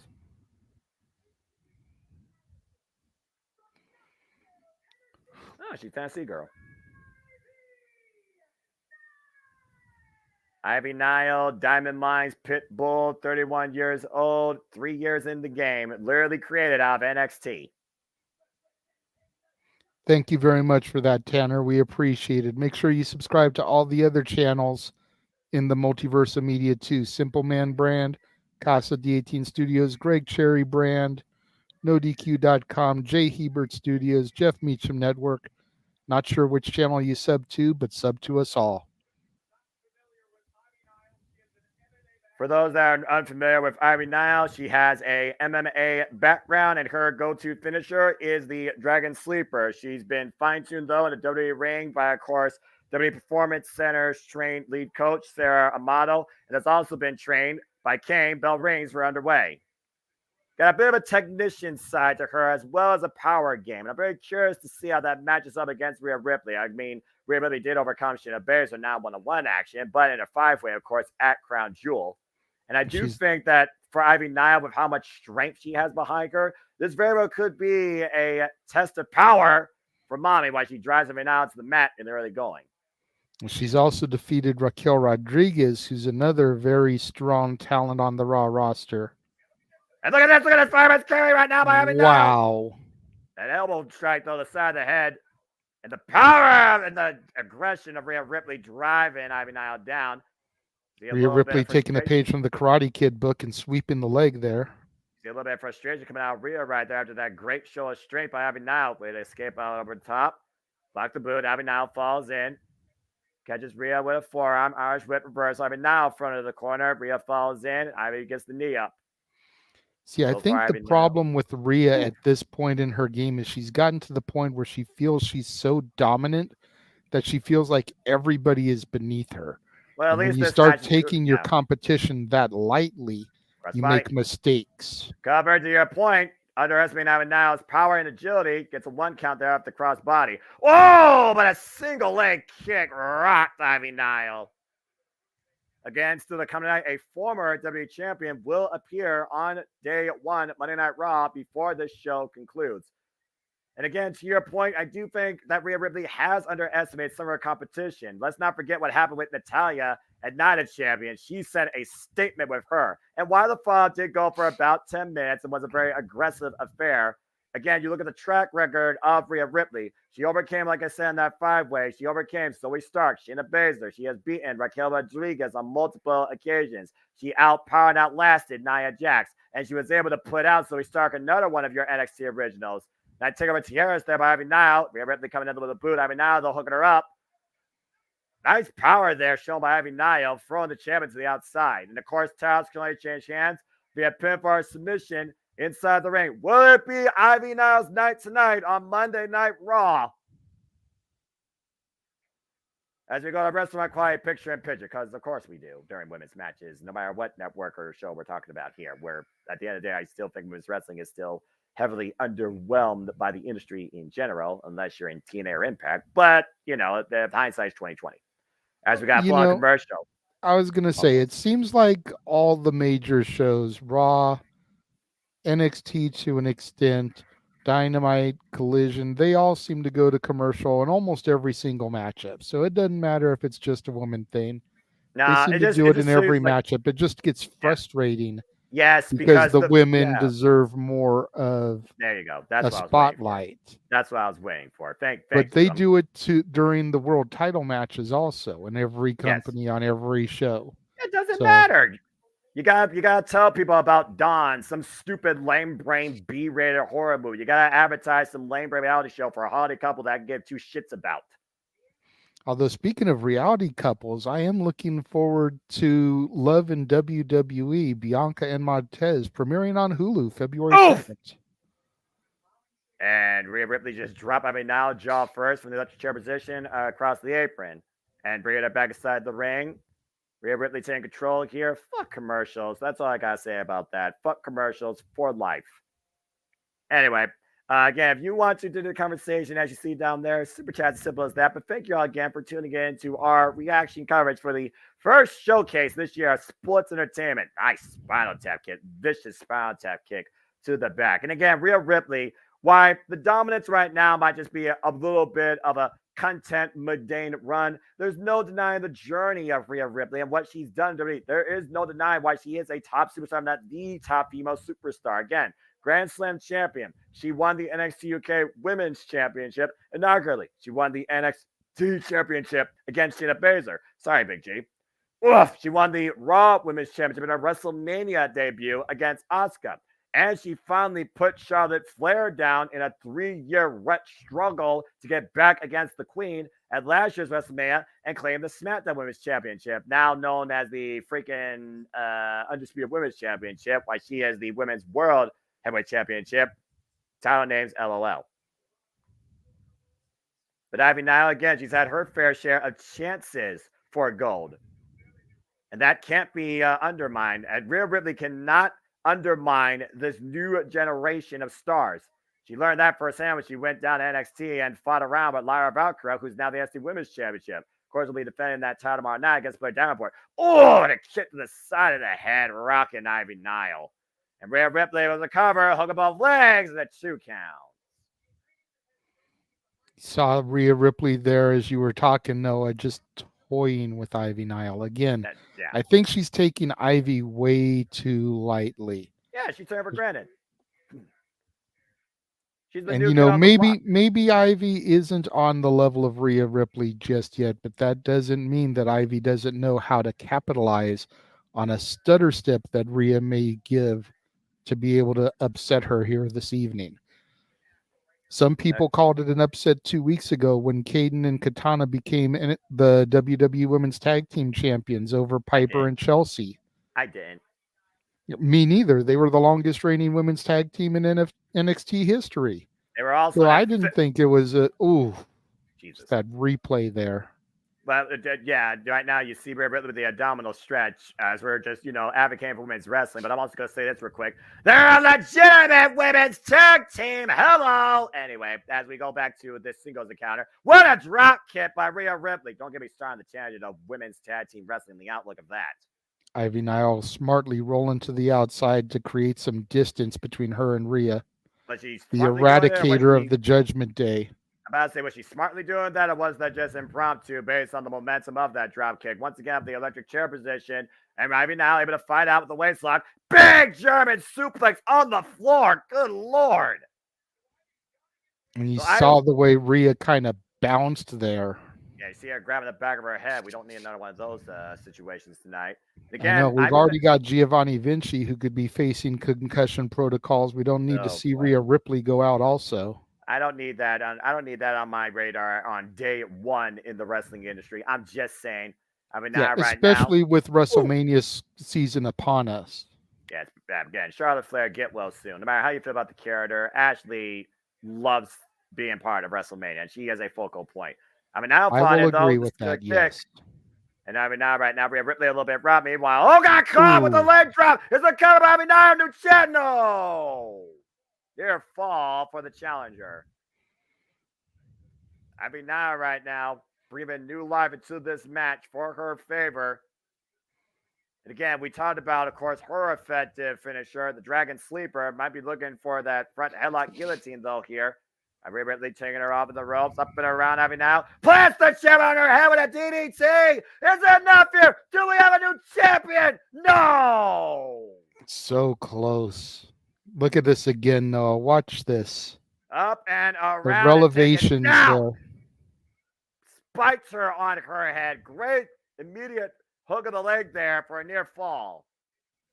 And right now, again, we talked about the rise of the women's division in WWE. We talked about your NXT. We're seeing your NXT breathe new life in the Raw women's division, particularly. Again, Zoe Stark was the last challenger to Rhea Ripley's title, and now we have Ivy Nile challenging here. Speaking of Zoe Stark, her and Shayna Baszler will be taking on Tia Nas and Natalya. No doubt, both these teams are looking for their way towards maybe a WWE Women's Tag title match. Big headbutt by Mommy as the Eradicator looks to eradicate her competition tonight.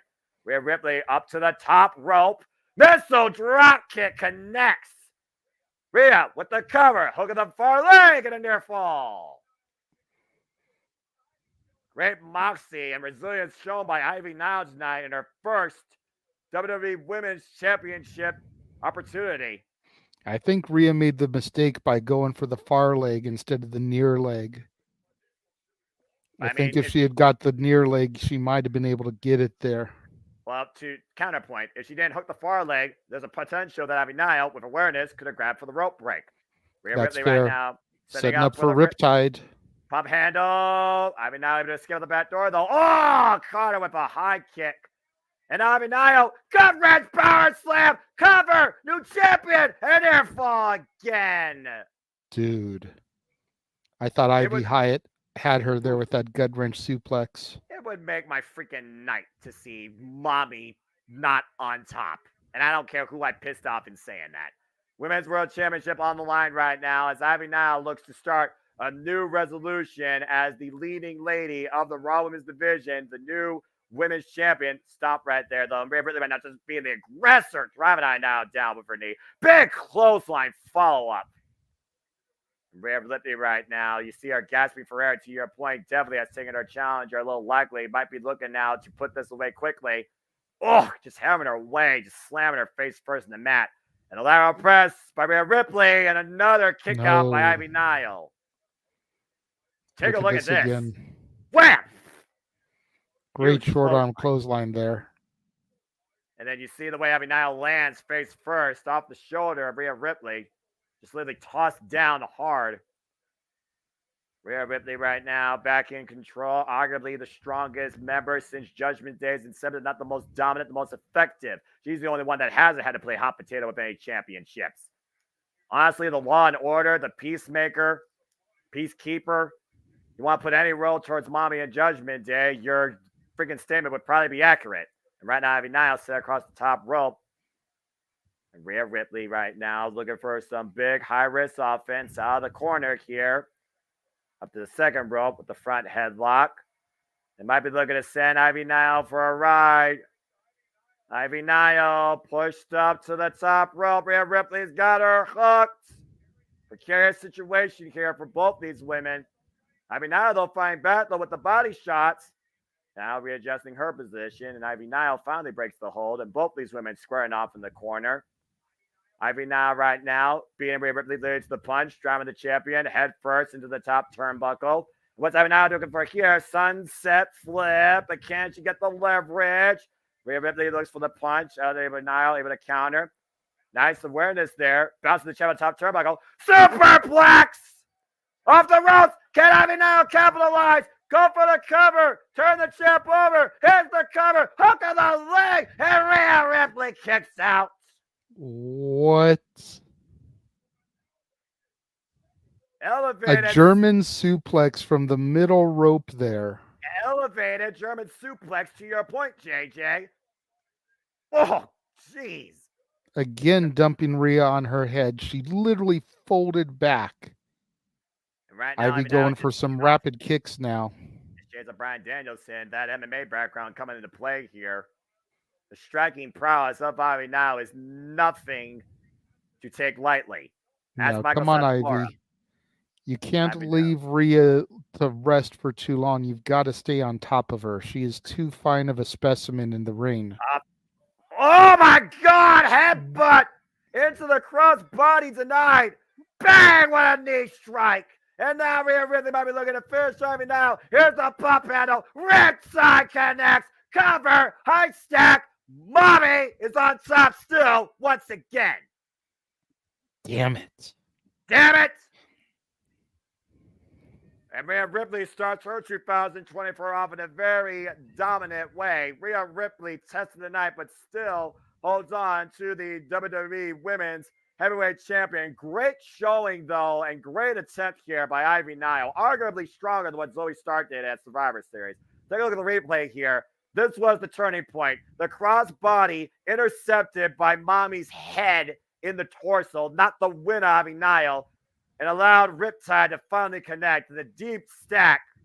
Rhea Ripley still the eradicator and the leader of the Raw Women's division as WWE Women's Heavyweight Champion.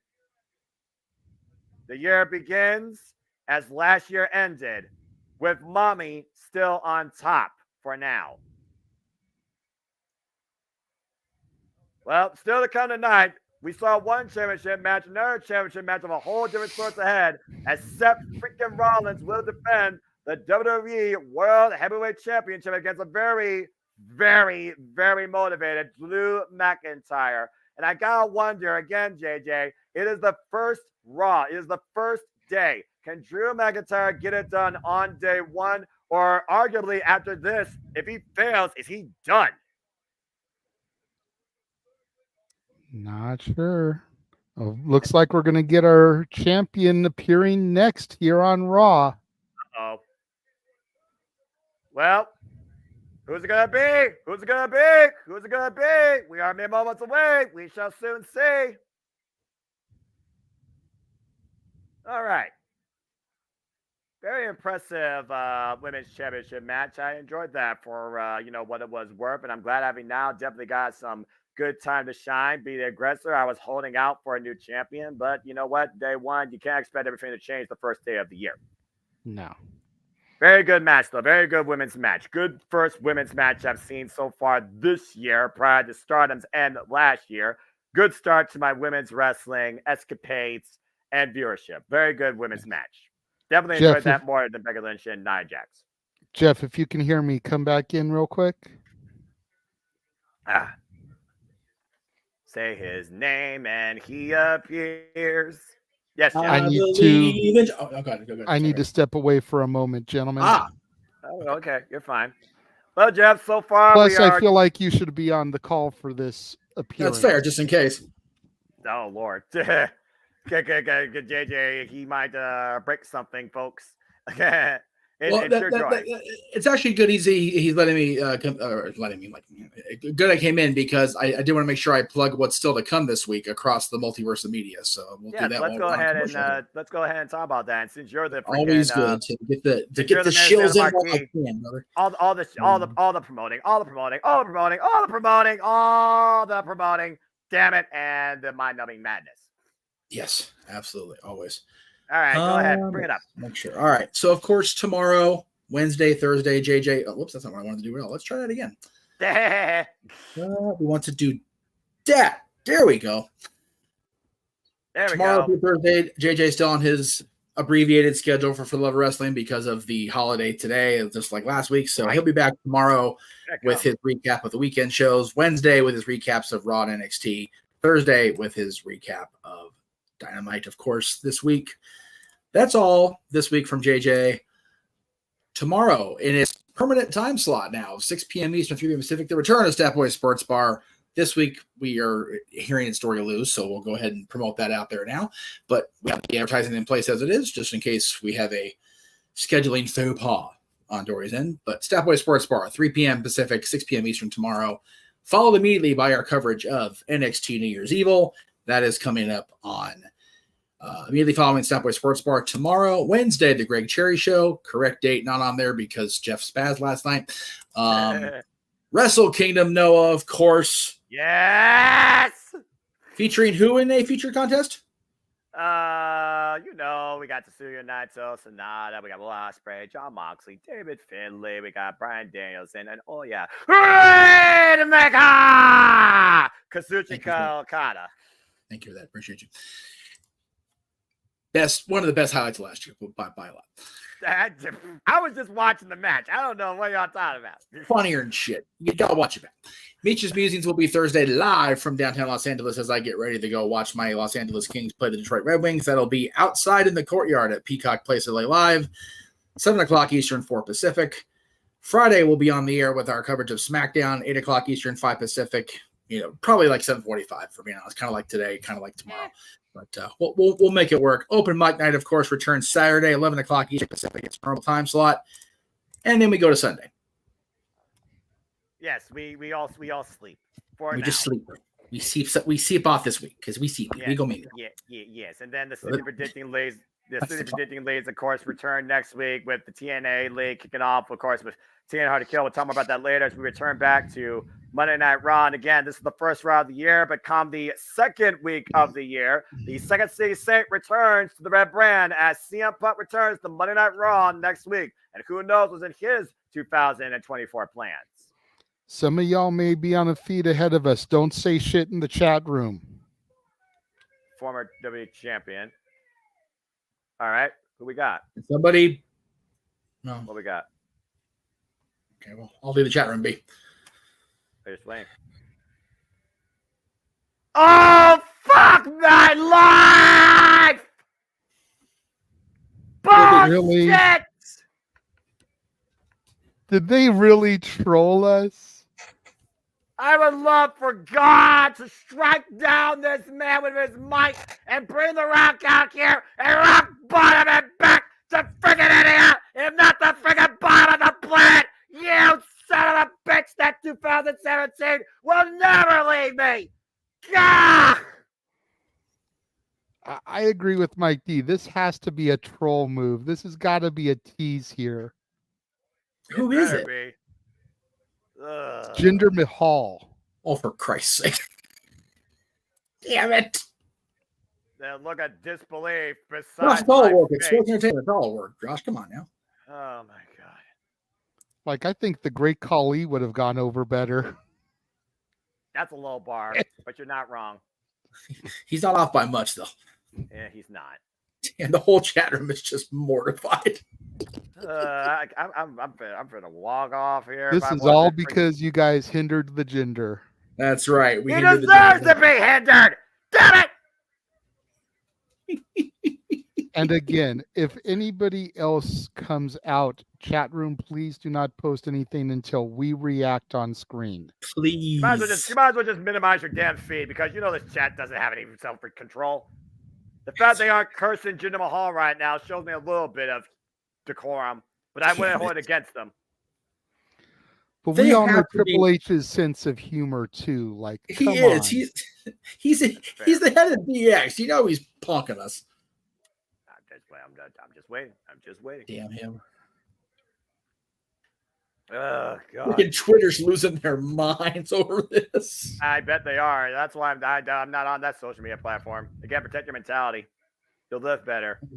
Despite the fact my blood pressure probably just went up 30 points with that little tirade. Oh my goodness. I did not think I was going to be angry on the first day of the year, and somehow it actually happened. Go figure. Well, I mean, leave it to Adam Pearce to rickroll us and to troll us in 2 days. That's it. Bloody freaking hell. It's okay, Adam. We'll never give you up, brother. I gave up on him a long time ago. You kidding me? Blasphemy. That's almost as bad as attacking the Jarretts. Goodness gracious.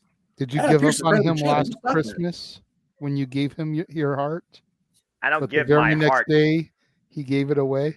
I don't give my heart to anybody. I'm solo for a reason. Song, really? Is it Whamageddon, Meacham? No, I don't like that Then song it doesn't anyway. matter. I don't like that song anyway. Dude, that song is awesome. You Oh, hush it's your overplayed. It's And overplayed. none of that shit matters, all right? None of that shit matters. mouth. I still can't believe we're getting Jinder Mahal. I am not going to be namaste through this shit. You got 15 seconds to get off my screen before I give every bad sailor looking like a good person here, and I turn this into a demonetization. Please don't. We need to make money after last night's got blocked. I still think we're being trolled, Noah. They're letting the joke. Sorry. They're letting the joke run longer than they should, but I still think we're being trolled, Noah. This has already gone long enough, JJ. Because look at the look on Jinder's face. Like, he is eating up this reaction. Like, he knew that nobody was going to want to see him. Yeah, you can see the smile on his face. Yeah, how many people went to the merch stand or freaking go puke in a toilet?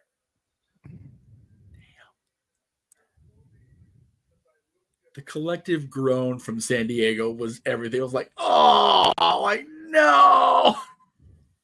I definitely want to get Arlene and Emmanuel on post show to see like what the crowd reaction was like when Jinder came out there. Yeah, the unfiltered nature of the freaking stupid vacuum that sucks more air out of the building than any exhaust I ever heard of. People are standing up.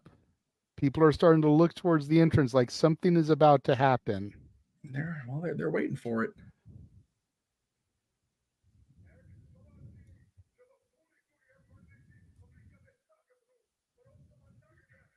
Holy shit! What? It's The Rock. You gotta be motherfucking kidding me!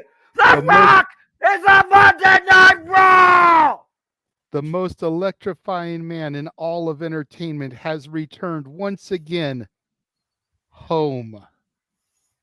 I got goosebumps! I can't hear the music, so I don't have the goosebumps. I'll probably get them when I watch it back on the West Coast feed. But goddamn, it is good to see him. Dre The Rock Johnson on day one, Monday Night Raw. I told you, Noah, they were trolling us. Look at it. He has goosebumps. What the fuck? That is how you know that he is not walking away from this company for a very long time. When he does still come out there, as rare as his appearances are these days, he still gets the hair standing up on his arm. He still gets the goosebumps from the electricity that gets fed to him by the millions and millions of Rock fans around the world. The electricity on a level beyond anything you can find in any movie or any anime. This place has come uninterrupted. The Rock is back. And Arlene and Emmanuel are there to see this. Right. This is akin to Valentine's Day 2011 when I saw him return at the Honda Center in Anaheim, California. I acknowledge this guy no matter how many times he surprises the hell out of me on TV, way before I'll acknowledge another person in this family. Josh and Safet, I see you guys got chills. Are they multiplying? I'm just taking it in. I don't need to say a damn thing. I'm just taking this shit in. I know. Me too, Dwayne man. The Rock Johnson, let's fucking go. For the first time in a long damn time, I actually care about sports entertainment. And to think, I contemplated going to this. Me too. I could have been there Yep. again for The Rock to make a dramatic return. And probably been taken out preferably on a stretcher because you probably would have had a heart attack. Yeah, That's fair. You know, considering I'm 13 years older now than I was the last time he pulled this shit with me. Holy hell. The last time I was in fucking tears. Yeah. Because The Rock has been my guy since I started watching. I'm sweating through my shirt so bad underneath this blazer. I have never wavered on The Rock. When fans gave up on him because he chose Hollywood over the WWF, I stayed loyal to The Rock. Because I knew in his heart he was doing what he felt he needed to do. And when the time was right, he would come back. The only thing And Rock he needs to do, did. the only thing the Rock needs to do besides kick Roman Reigns' ass and rock bomb into oblivion is become president of the United States at this point. And I would vote for him. I would actually vote for him. I would vote. I would actually vote. All the voting, all the voting, all the voting. Like, seriously. Put that man in the chair. Seriously, just close your damn freaking whatever else you want and just listen to this man speak. Nothing else matters right now. Well, I mean, That's fair because I can't hear what he's saying. I'm about to go to WWE shop and see if there's a new shirt on there for him. right? Oh, man.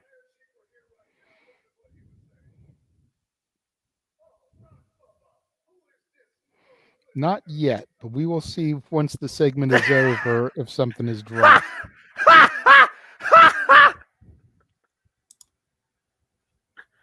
Yeah, you got in your mid-word. I'd love to see that shit. Oh, God, I love it. Freaking Art Cheek impression. Who's this piece of shit, Brony? You don't talk about 2017. My life. Dude, Jay, seriously, watch this back. I'm And they going can't to. hear I it. have to take my notes anyway, so. That's I'm it. saying, Yeah, watch he it has back to. because as epic as the reaction was when you were there in Anaheim, the build was happening, the electricity was there, so it was kind of like, okay, probably, and the pop was amazing. The fact that he cut Jinder off mid-word, I swear I'm surprised the San Diego the arena just didn't implode on its damn self. That shit was. I'm pretty sure I'd rile the foundation for being perfectly honest. More than a earthquake in recent memory. It's like they had to know it was gonna be Rock, so it's just like, okay, come on, Rock. Okay, When come on you now. showed up. Can we not? Can we? Okay, cool. Finally has come back to San Diego. And let me just co-sign on Denise Salcedo. Triple H's sense of humor is the best. I agree. Come on, man. That's great shit. Anyway. Oh, man. Lots of good chatter on social media. What does this do to Cody's story? What does this do for Roman? What's going to happen now that he's back? So. It is fine. People need to not sweat it. Down to Iron Sheik. Oh! Oh, man. Even the Fight TV account, who doesn't normally tweet WWE stuff because they're covering everybody else, they retweeted the minute and a half clip of Rock interrupting Mahal. So, you know, big deal. The Rock transcends sports entertainment. He does. Well, you know, now that his football's merged with the other football and doesn't look like he's in control anymore, he's got time on his hands. Looks like Fluffy is at Raw tonight. Resting bitch. Gabriel in San Diego. Gee, that's never happened before. Oh, wait a minute. I was gonna say, Ah, when we went down there, we got to meet him, so We did. not I a know. big surprise. No, it's not. It's awesome. Just luckily, there's nobody we know in a van that's going to break down in frickin' Carlsbad on the way back. I mean, yeah. That's a long way from Long Beach for you geography kids. damn. That's a multi-$100 cab ride for you kids. That's right. You don't interrupt the Rock when he's talking. That's right. That's like interrupting Paul Heyman during a promo to do a wedding proposal. Oh, wait, they did that too.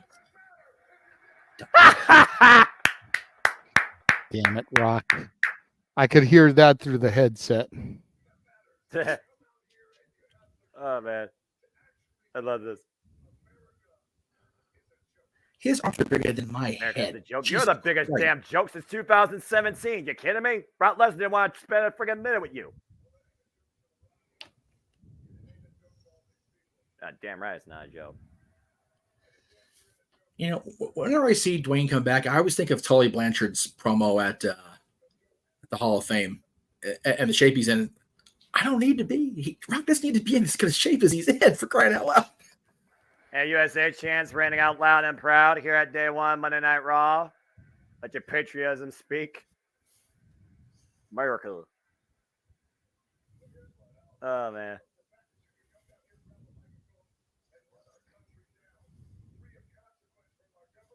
It doesn't matter if you didn't see that. Jesus Christ. Oh my God. No. No. Uh-oh. Rock about to be judge, jury, and executioner.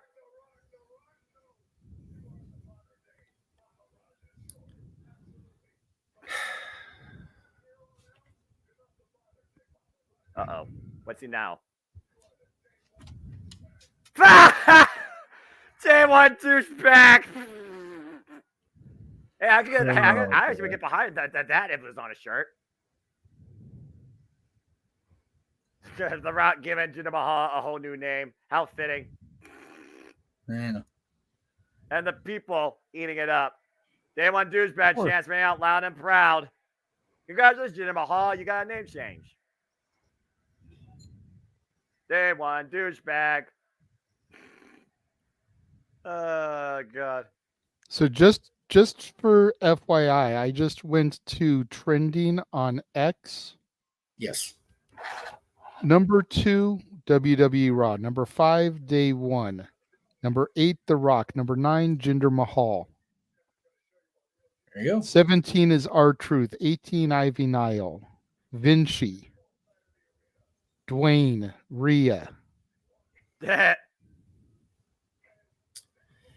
guessing number one's that horrible outcome of that football game.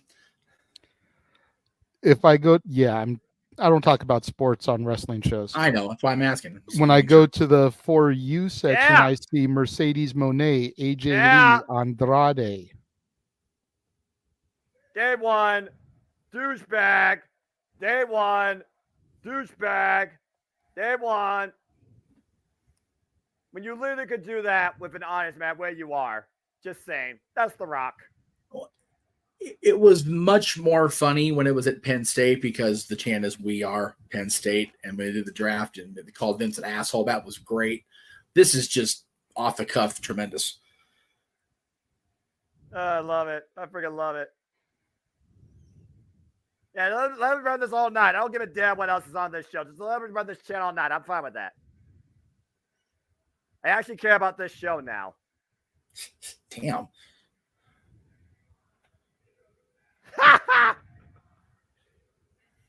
Oh man, I wonder which side Arlene's on. Is she on day one or is she on douchebag?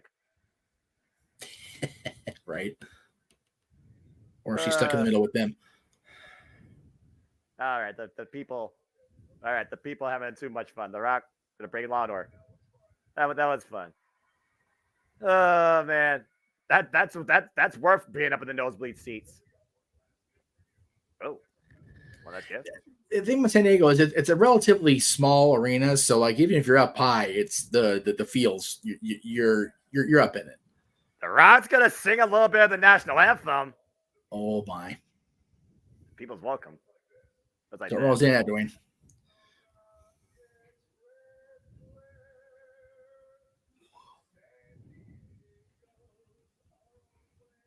Say it was aware.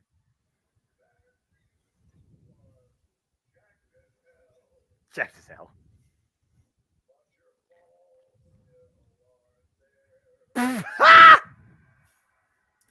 The question now becomes, do I tell my dad or do I make him sit through Jinder Mahal for 2 minutes and make him wait? Make him wait. You make him sit through it. But your balls aren't still there. That's a nice closing verse. Not brought to you by Blue Chew. It's going to be a fun sports bar tomorrow, too. Not going to lie. Just reading over the different. I can't hear the promo from The Rock either, so I'm just going over my notes for tomorrow and going over the notes for the rest of the night. So I'm doing my thing. Uh-oh.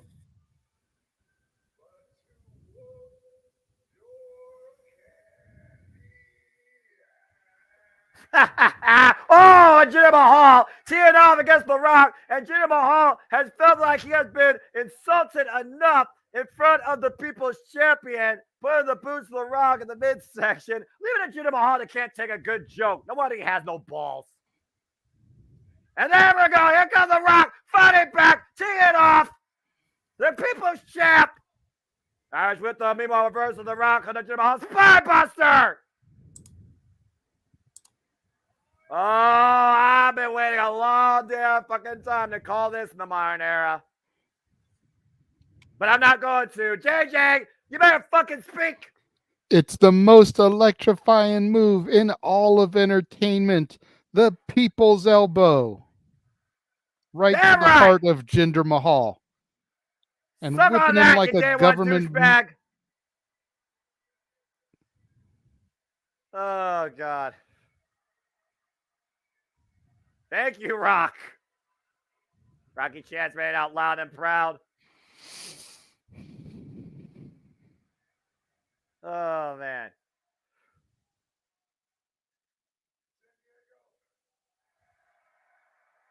Oh. San Diego, he loves you. Yeah, Happy New Year, Rock. Thank you. One more thing. After all this ass kicking, Rock's going to go out in San Diego. A little hungry.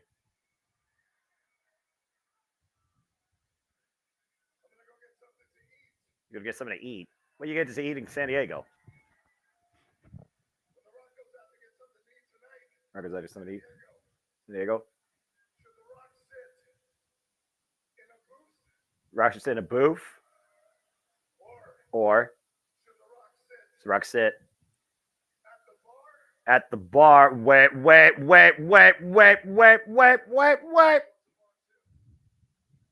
Or should The Rock sit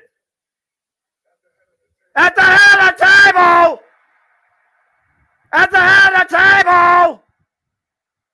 At the head of the fucking table! Answer C! Do I need to say anything else?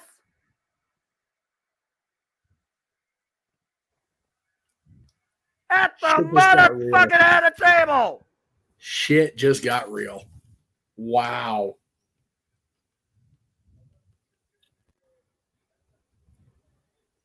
If you smell what The Rock is cooking, oh, baby, Roman Reigns acknowledged that shit. You've been put on notice. Jay? I got goosebumps and sweat marks out this world right now. The Rock looking to eat at the head of the table on day one. Calm Roman Reigns now, Paul Heyman. Jay, this party on Sunday is just got a whole lot more interesting. Well, The Rock right now has already made his intentions known, but will Drew McIntyre finally make his golden aspirations fulfilled. Still to come tonight. They go to war one more time. Drew McIntyre looks to finally take the gold from Seth freaking Rollins and claim the WWE World Heavyweight Championship. Oh my gosh. It is our main event tonight for the World Heavyweight title live on Monday Night Raw. Okay. I feel great. I feel great all of a sudden for some reason. Well, as we look forward to unbelievably more mind-blowing, dream-making, star-creating, astonishing moments, and surprise-filled takeaways. Stay tuned, folks. Here on the JMN Network with the Media, we'll keep you in tune as we make our way to the Royal Rumble, and that'll be the first WPLE we will cover here as part of the Jeff Meacham Network, of course, on Saturday, January 27th. All right. I'm not going to say anything else because I'm full of commercial. I'm going to let the two people that actually run this thing because I just work for them and I'm forever grateful for professional wrestling, damn it, at that moment. So I'm just going to shut them and let them speak. Well, I'm trying to help out somebody in the chat room. You just threw it to the two people that didn't really get to hear a word he said to try to speak on it, Noah. You can still talk about The Rock and Roman. You've been fancy booking that nonsense. All I can really say is it wasn't a huge surprise. No. Because as soon as that image got out of the Rose Bowl. What? What the fuck was that? But as soon as we got the image leaked from the Rose Bowl, it was pretty much a given. But it looks like we are finally on the road to Rock Roman. And it's poetic justice. We talked about it a little bit in the call the other day for WrestleMania 13, which ended up getting accidentally deleted off my computer. Don't worry about that. Continue. But Rock's first WrestleMania match was against the Sultan, aka Rikishi. His first WrestleMania main event was in Philadelphia. For his final WrestleMania match, he could be going up against Roman Reigns, his family, in Philadelphia. You can't get much more poetic, long-term storytelling than that. Whether he wins, whether he loses, whether he becomes champion, whether he becomes head of the table, whether he puts Roman over and Roman continues his trek to Hogan. You can't get much more poetic writing than that.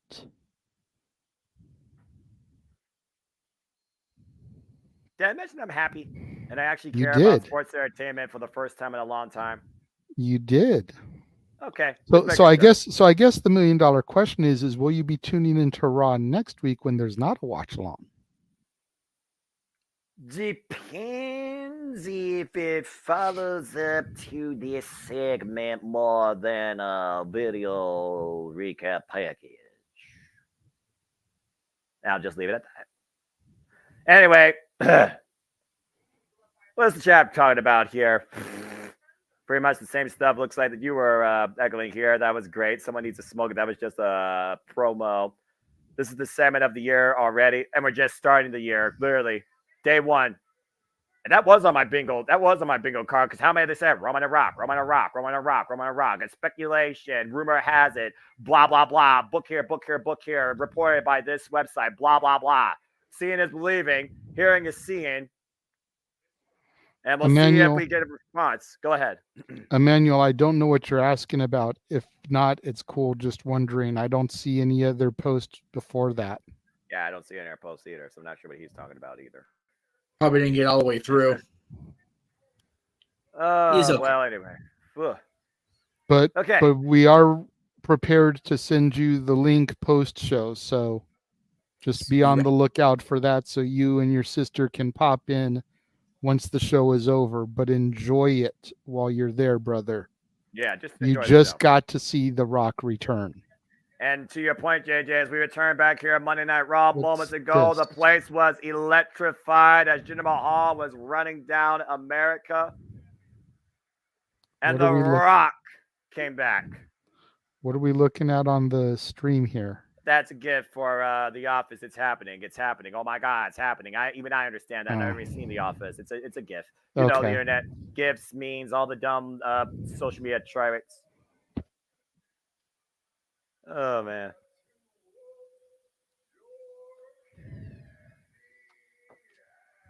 Rocky. I cannot believe I just fucking called a Rock segment. What the fuck is my life? Brahma Bull teeing off against the modern day one douchebag after Jinder Mahal was instigating everybody. And the Rock just teeing off here, just exploding with these rights. Oh man, the electricity was running absolutely wild. And JJ, I'm so damn glad you got to call that. Yeah, me too, man. And here it is one more time. Do it right, brother. The most Do it. electrifying move in all of entertainment. The people's elbow driven right into the heart of Jinder Mahal. I'm just going to call an audible right now with you. I know it wasn't a match, but still my greatest favorite people's elbow all the time, the one he slid him with the sunglasses on. Is there any way we could just call that match just because of that aftermath moment? I'm just saying. Probably, yeah. Come on, it's the people's elbow, JJ. You know exactly what I'm talking about. I know. He didn't lose his sunglasses during that people's elbow. Oh, but again, at the end of all that, the thing we need to take away, he is going to go out to eat, but he wants to eat high class more than usual. Would he do it at a booth? No. Would he do it at a chair? No. But how about at the head of the table?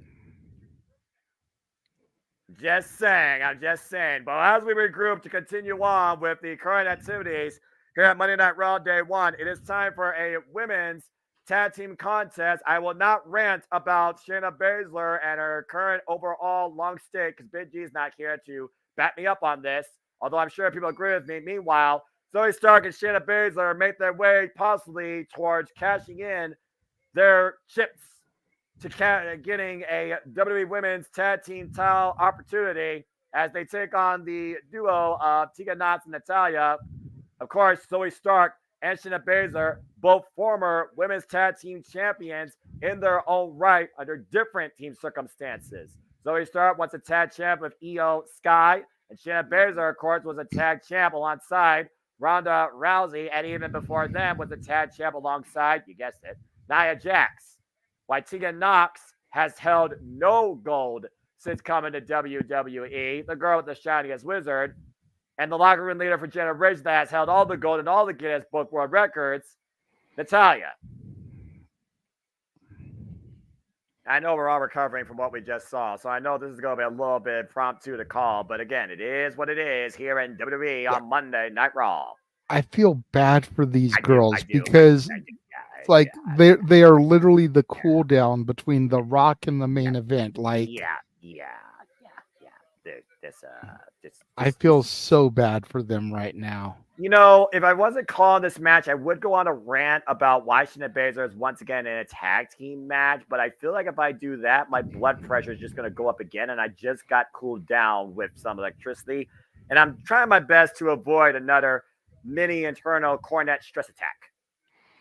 Well, look, like I get everybody loves them some Shayna Baszler, and Shayna Baszler should be contending for the women's championship. But I also take this as a Triple H trying to get the women's tag division under control, making tag teams. Zoe and Shayna work good together. Tegan and Natalya work good together. You want some teams to contend against Kaden and Katana? We've got to establish some fucking teams. I guess that's a fair point. I won't argue that. And if you're going to make a tag team, you got to start by trying to build some sort of communication, some cohesion. And we have seen that cohesion on both sides here. Oh, and Shayna Baszler with that knee strike. There's a cover by Shayna. It's a great blind tag by Shayna there. Again, the wherewithal of the former NXT Women's Champion and former WWE Women's Tag Team Champion. Can Natalya and Tegan Nox climb back in this match here on Monday Night Raw as we go to picture-in-picture. You see Shayna Baszler right now. I'm not acknowledging anything else. I'm going to try and give the women here, they deserve it. And I've been a fan of Tegan Nox since she came into WWE back in the Mae Young Classic. And it was horrible what happened with her during that, with that freaking injury after coming back from surgery and getting injured that damn night. It's been nothing but stutter stats for her. And I hate that, considering she's the only one right now in this ring that hasn't been a champion right. And the time I just had a broken arm courtesy of a Shayna Baszler stomp. Anyway, again, let me just go ahead and say it, even in sports entertainment. Respect women's professional wrestling. Damn it. But I digress. Shayna Baszler right now. Ooh, and another rising knee strike running to Natalya. Tagged there by Zoe Stark. Oh, nice. Coming in there with the rotation off the springboard. Here's the cover. Hook on the far leg and a 2 count. And again, to your point, JJ, tag teams, it's about cohesion. It's about communication. It is about that awareness. It's about developing that non-verbal language and coming out to become, at some point, champions. That is the story of, to your point, Kaden Carter and Katana Chance going all the way back to my NXT, even though now they party more than freaking potty rock on a good night. Anyway, and they're not shuffling. Shayna Baszler right now, isolated with Natalya. Natalya isolated. Ooh, far away from Tegan Nox. Spinal tap kick. And Shayna hooks the far leg and gets a 2 count. And again, Natalya. You talked about Natalya. Locker room leader for generations. But one accolade that she's never held, even when she was tagging alongside the Glamazon Beth Phoenix, she's never been a tag champion.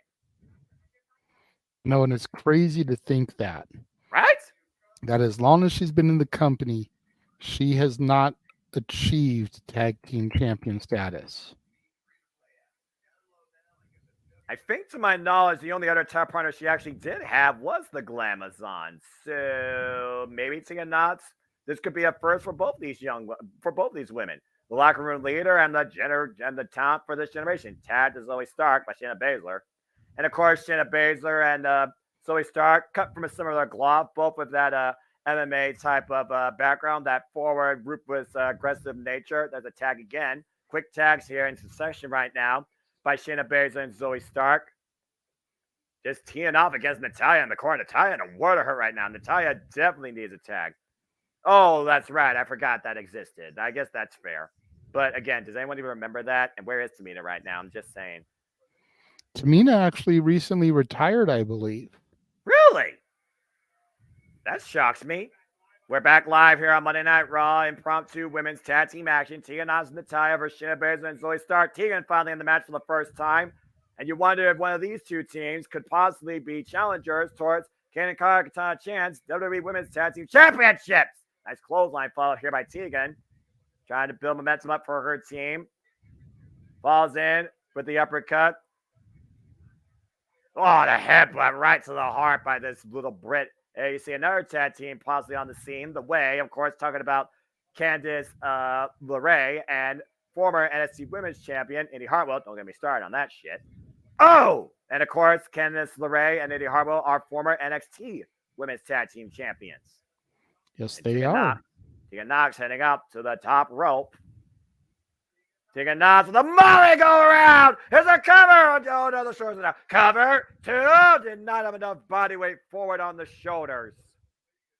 That could have been a defining moment for Tegan Nox to pin Shayna Baszler.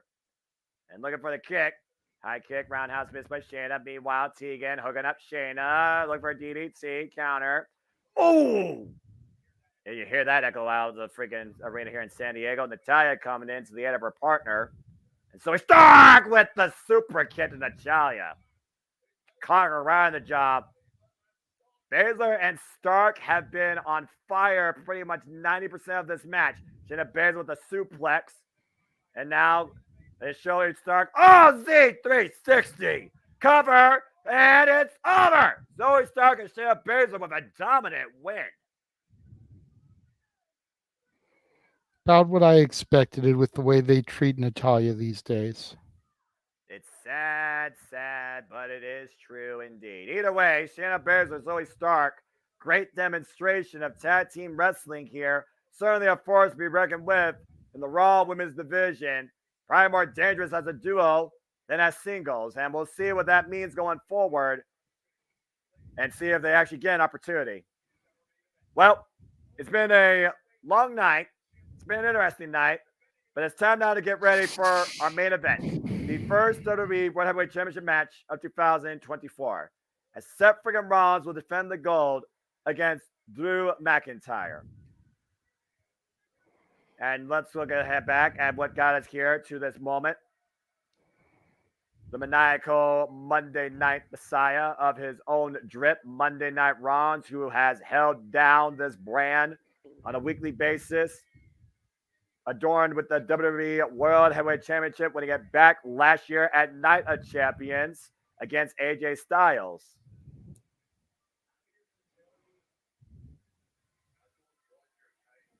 What? Drew McIntyre, though, is a desperate man here, JJ, and desperate men do desperate things. You can see it in the eyes of Drew McIntyre. Tonight truly feels like it's all or nothing.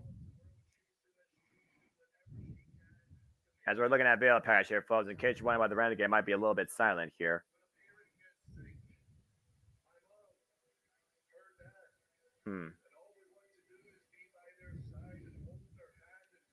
Talk about a family affair of sorts here.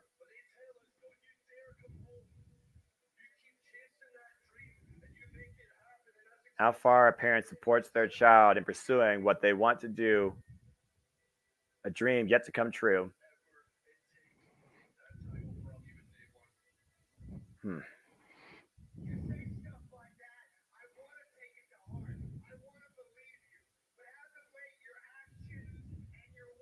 Actions and words. I would say actions speak louder than words, and Drew McIntyre's actions as of late have shown how unhinged, unstable, how unraveling Drew McIntyre is. Well, that's true, but everything that he has said that he has put to the side for this quest is part of why he has become so unhinged. So Seth is kind of wrong here in the fact that the actions and the words are lining up. Yeah, you but know, how much do you have to sacrifice before you finally hit rock bottom and snap? Yeah, but JJ, granted, there's better ways to handle hitting rock bottom, right? But not everybody handles things the same way. So I'm just going to say this, though, because at the end of the day, when you find yourself where you are, it comes down to one thing: responsibility for your own actions. Drew McIntyre has been oh my God! He just drove Seth freaking Rollins face first to the LED barricade. Yes, he did. I was going to say Drew McIntyre has taken out his frustrations on everybody but himself, because at the end of the day, the only one denying him of being champion is himself. He says he's willing to do whatever it takes. He failed to do that on multiple occasions. But after that Alabama slammer on possibly an injured wrist suffering from Rollins, he may have finally given himself a golden chance. And here we go. It is do or die for the Scotsmen tonight in the main event of Monday Night Raw Day 1 for the World Heavyweight Championship. A desperate man literally right now at the end of the line. Drew McIntyre hopes to finally fulfill his dream and become the World Heavyweight Champion tonight. His broken dream. Yeah, but will he make him come true? Without that fame, I don't think so. Honestly, without that fame, I don't think he's been able to make a dream come true since WrestleMania 36. And I still think this match is going to go one of two ways. And people are sitting, well, that's obvious, Renegade. Either Seth's going to win or Drew's going to win. No.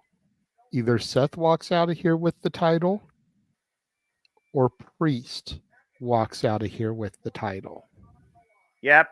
But for right now, we got to focus on these two men as the richest prize on Monday Night Raw is on the line. Our main event coming up next, Seth freaking Rollins, Drew McIntyre, the World Heavyweight Championship, live, our main event here on Monday Night Raw. Because think about it, how much further over the edge will that send Drew if Drew can pin Rollins and then gets cashed in on? Yeah. I mean, I've been saying it for the longest time. Time is running out. Every freaking PLE last year, since he got that briefcase of Money in the Bank, the bonus question was asked, will he cash in?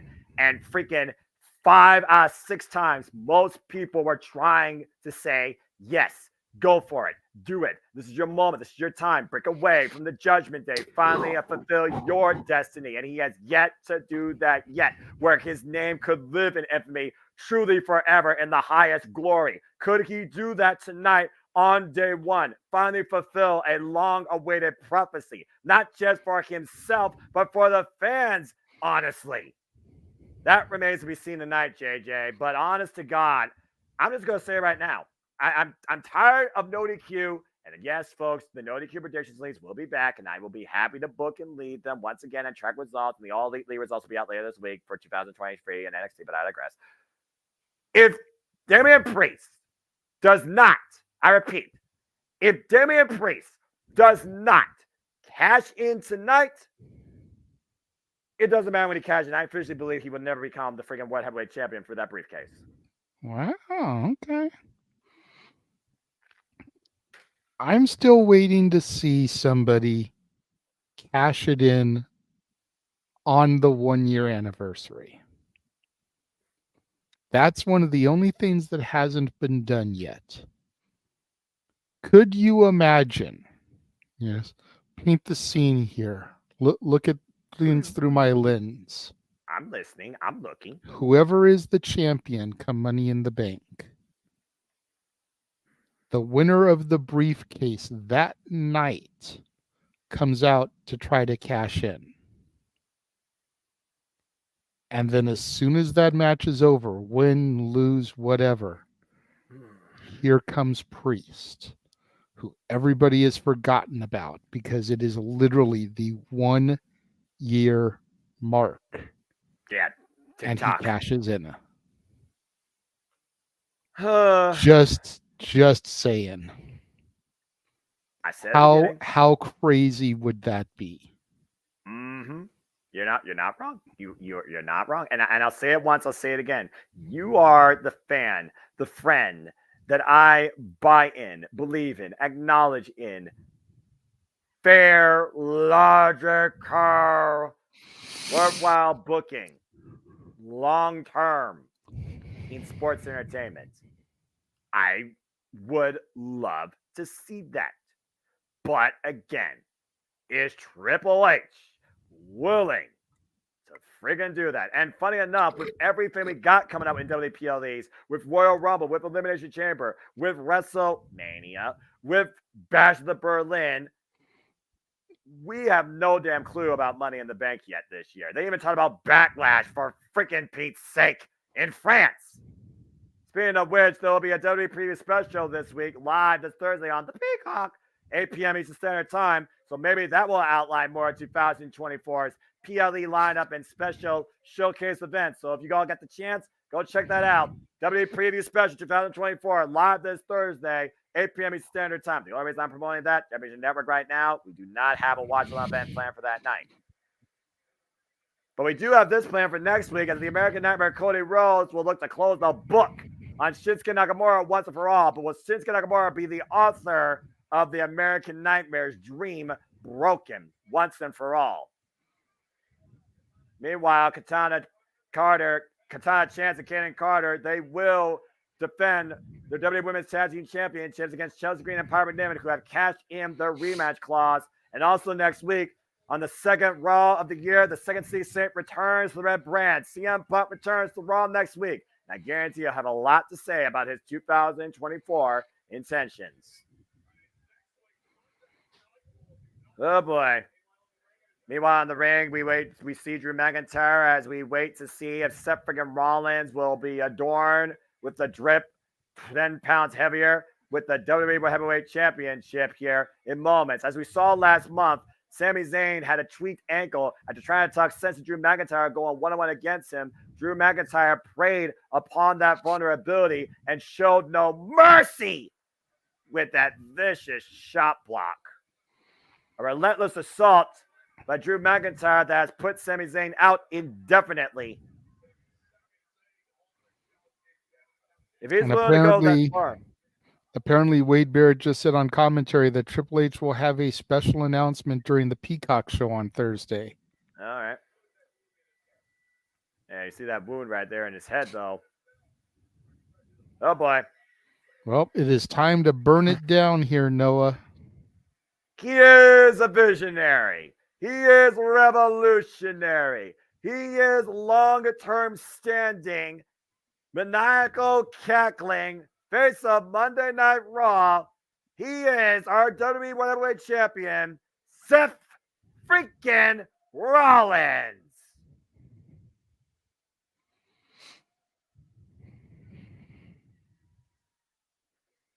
Seth Rollins, who has held the World Heavyweight Championship since winning it against AJ Styles last year at Night of Champions, has overcome Damian Priest, Jey Uso, Shinsuke Nakamura, Finn Balor, and previously in a one-on-one encounter, Drew McIntyre. He has been champion now for over 220 days, and is going to his 11th, going to his 9th defense of this title.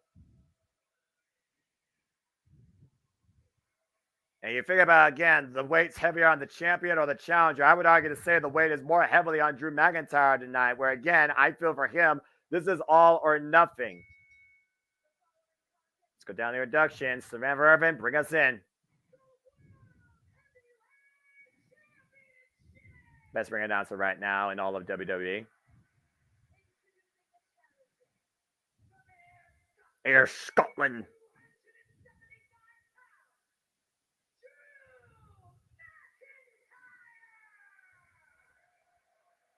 Oh boy.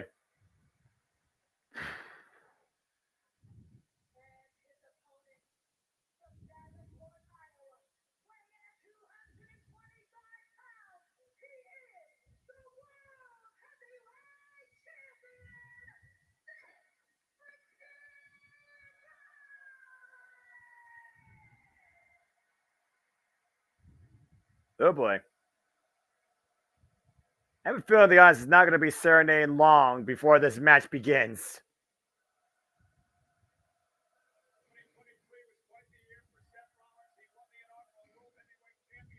Again, the inaugural World Heavyweight Championship, once again reigniting the legacy of Big Gold. Bell rings are underway, and Seth Rollins right now being the aggressor, going in with a hot start.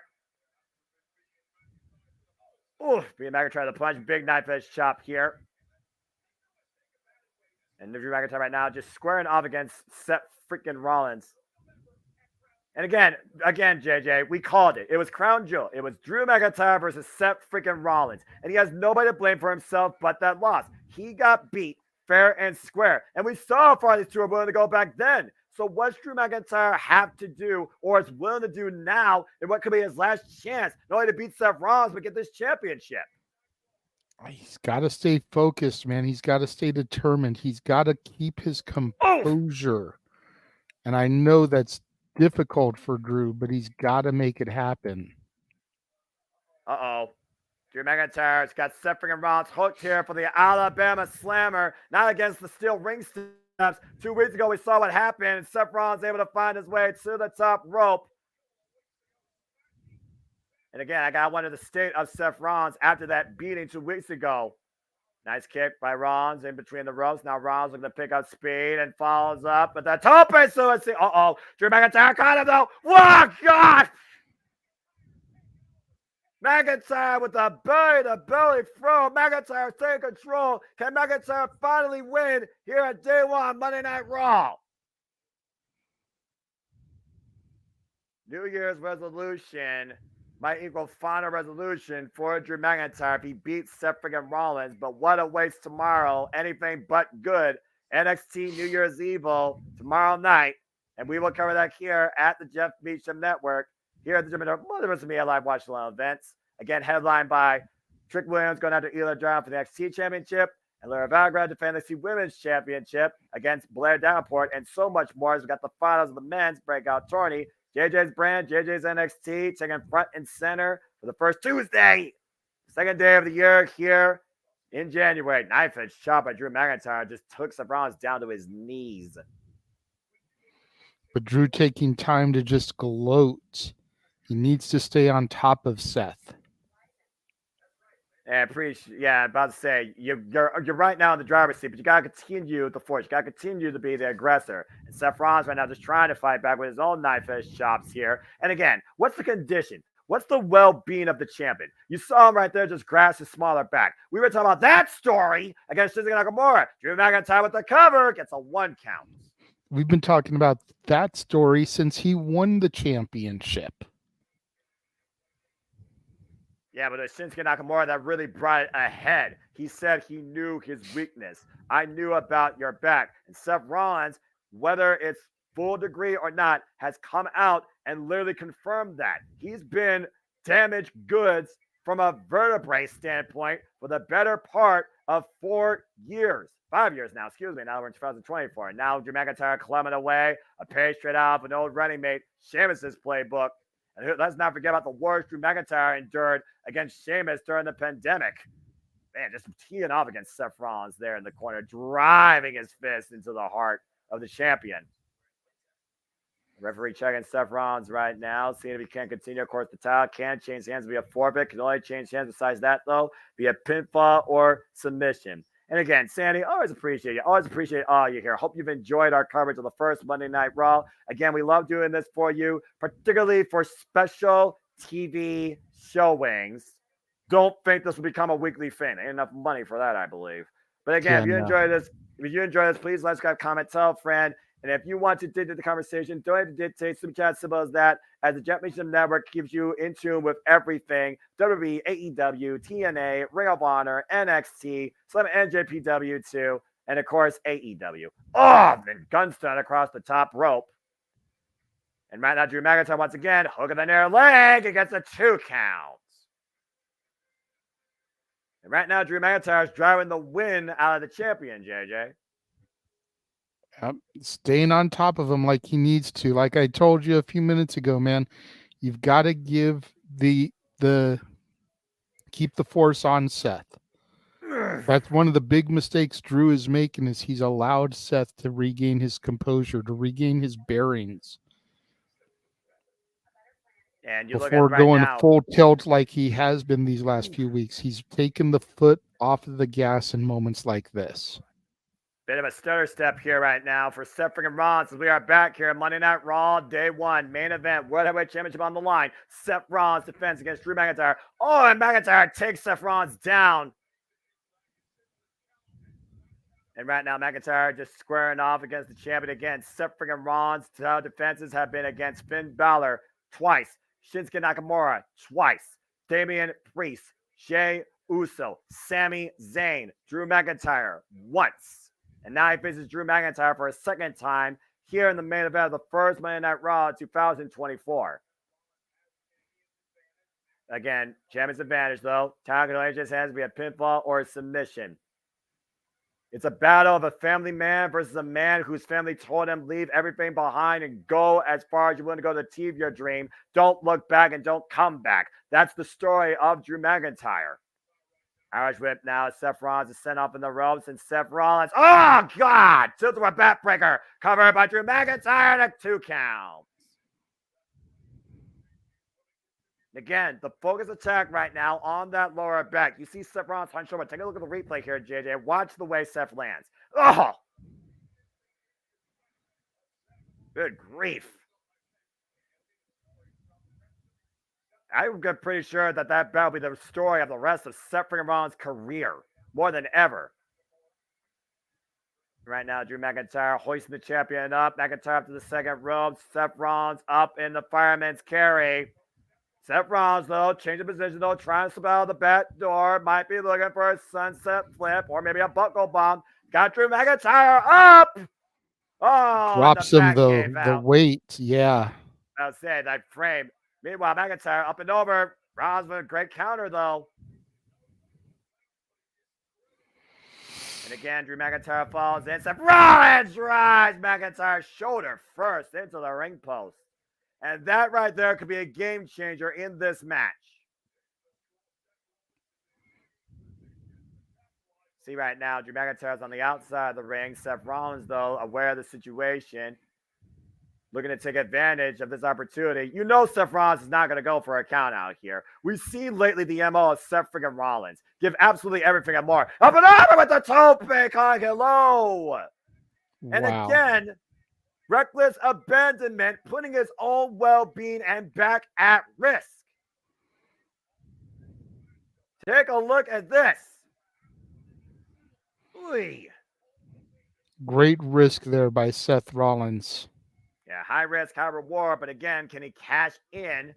Being a former Money in the Bank cash-in holder and successful cash-in, might I add, tonight against Drew McIntyre. And speaking of cash in, gotta always be paying attention for Damian Priest. We haven't seen him or Finn Balor from the Judgment Day at all this evening. Nope. Who knows where they may be lurking, or Well, if they're even there. I was about to say, Seth Rollins even focused on that after that DDT to Drew McIntyre coming off the ropes. What a frog splash! Covered by the champion to retain at a 2 count. Whoa.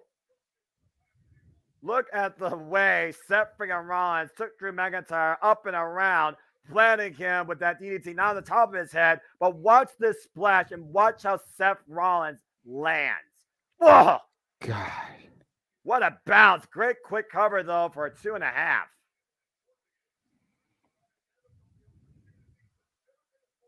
Right now, Seth Rollins, recomposing himself up and over off the second rope. Lands on his feet, though. Went for the moonsault, but again, the back compressed. McIntyre followed in. Lands up and over on the apron. McIntyre catching Seth coming in. Again, Drew McIntyre now up to the top rope. There's that blast and why Seth freaking Rollins jumps up like nothing. Superplex! And the float over. Got him clipped like McIntyre. Oh! Falcon Arrow. Is it enough? Has he done the deal? No! Man, that could have been it right there. I want to Again, see that again. That was so pretty. Again, how well do these Here we two go. know each Oh, no. other? Does Drew McIntyre know Seth Rollins enough to claim the gold? We'll find out here soon enough to go to another picture-in-picture. Yeah, and again, to your point, I thought, again, why do they keep doing that to you? You're trying to call replay, and it's like, no, we're going to talk more about advertising because people care more about hearing about oils than they actually care about watching the action. Screw you, advertisers. Anyway. Tell me if I'm telling lies. Anyway. I mean, you're not, but I mean, we could also be running our own advertisement and showing people Noah. That's what I call music. Let's not. We're in the middle of the main event. Let's not. If they want to go look at that, go watch Open Mic Night freaking season ushering in season ending spectacular of 5.5 hours of absolute craziness. And right now, Drew McIntyre with Seth Rollins with the show. Oh, Seth catches Drew though, kicks to the midsection. Seth with the fall in. Drew falls in though, back elbow strike. And once again, hooking Seth up for that big. Can he hit it though? Turning him around. Where's Seth going to land if he hits this? Alabama Slammer. And McIntyre with the cover, hooking their leg, and a 2 count. Nope, not enough. Woof. Again, the power and the agility of this Scotsman cannot be taken for granted in either capacity. It can't. Ay, ay, ay. See, but again, Drew is just sitting there. He's allowing Seth to regain his composure. He's allowing Seth to get his bearings. He's not staying on top of him. Even if all he's going to do is go for the Claymore, he should be standing him up, maybe throwing him into the ring. There we go, into the corner so that he can set him up for it. But you're allowing Seth to get that breath and that oxygen back in him. You're giving him time to recuperate, to counter, to regain the advantage. Ugh, knife edge chop. But to your point, you said Drew McIntyre needs to keep his composure. He needs to stay in control, not just of the match, but of himself. He can't afford to rush in or make mistakes here. I think that last kick out was a sense of disbelief for the challenger. Frustration has to be setting in. Again, Drew McIntyre, pressure's on him. I feel it's all or nothing. For Seth Rollins, he has champion's advantage. And while I don't think Seth would ever go for that, desperate times will call for desperate measures on either man's behalf. Seth Rollins right now just clubbing away at Drew McIntyre in the corner, just wailing away at his back like he was a freaking drummer, and raking the epidermis away for the Scotsman. Again, the nail is just driven by Drew McIntyre. Oh! Rushes in with that forearm strike and sends Seth literally hunched back across that ring post. I guarantee that is not a comfortable seat on that lower back. No. Just saying. And we're back. This is our main event here. Monday Night Raw, day one. Seth freaking Rollins, Drew McIntyre, WWE World Heavyweight Championship. McIntyre, the challenger. Seth, the champion. And McIntyre right now has Seth hooked. What noise? And McIntyre with the cover to win the title with a near fall. A move from his friend and brawling brute and arrival 2020 Sheamus's playbook. Fella. And it almost granted him the championship. Take a look at this. God. The landing on Seth's back. That spine has taken so much damage and so much punishment here. But Seth refuses to die. Again, McIntyre has shown no sense of remorse, no sense of safety and well-being for his opponent. All he sees is red, but he wants to be wearing gold tonight. Oof. Brutal chops back and forth here. Oh! Seth with a kick staggers Drew, but doesn't take him down. Isn't down to a knee, though, with that kick. Follows up with the front kick, rocks the Scotsman, kicks the side of the head, and Seth freaking Rollins here. Wait a minute. What is Seth going for here? Whoop! Oh, going for the curb stomp. Oh, Drew McIntyre, Nope. double underhook. No! Future shock. Yep. Go ahead. Ooh. And he That's kips dang. up. You talk about future. We're still stuck in the present. Drew McIntyre didn't go for the cover. He just kipped up. Again, what's the future going to look like after day one here? Now, here we go. Drew's in the quarter. He's feeling it. Getting Well, set for that Claymore kick. 3, 2, 1. And Rollins able to catch it. The power bomb set out cover. 2, no. Whoa.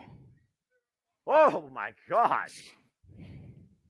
Nearly planted him back to Scotland with that. Take a look at this. McIntyre looking for the Claymore. Seth catching him, though, and planting. So Drew McIntyre down for a 2 count.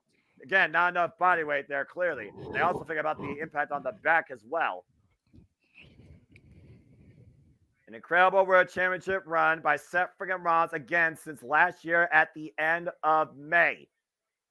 And now the Phoenix looking to fly tonight. Seth freaking Rollins up to the top rope, going for a brawl. Phoenix splash, rolls through, lands on his feet. Drew McIntyre was for the Claymore. Seth Rollins was able to duck underneath. Super kick catches Drew McIntyre. Now Drew McIntyre hooked by Seth Rollins. Double underhook. Pedigree! Pedigree! Pedigree connects. Here's the cover by Seth to retain. No!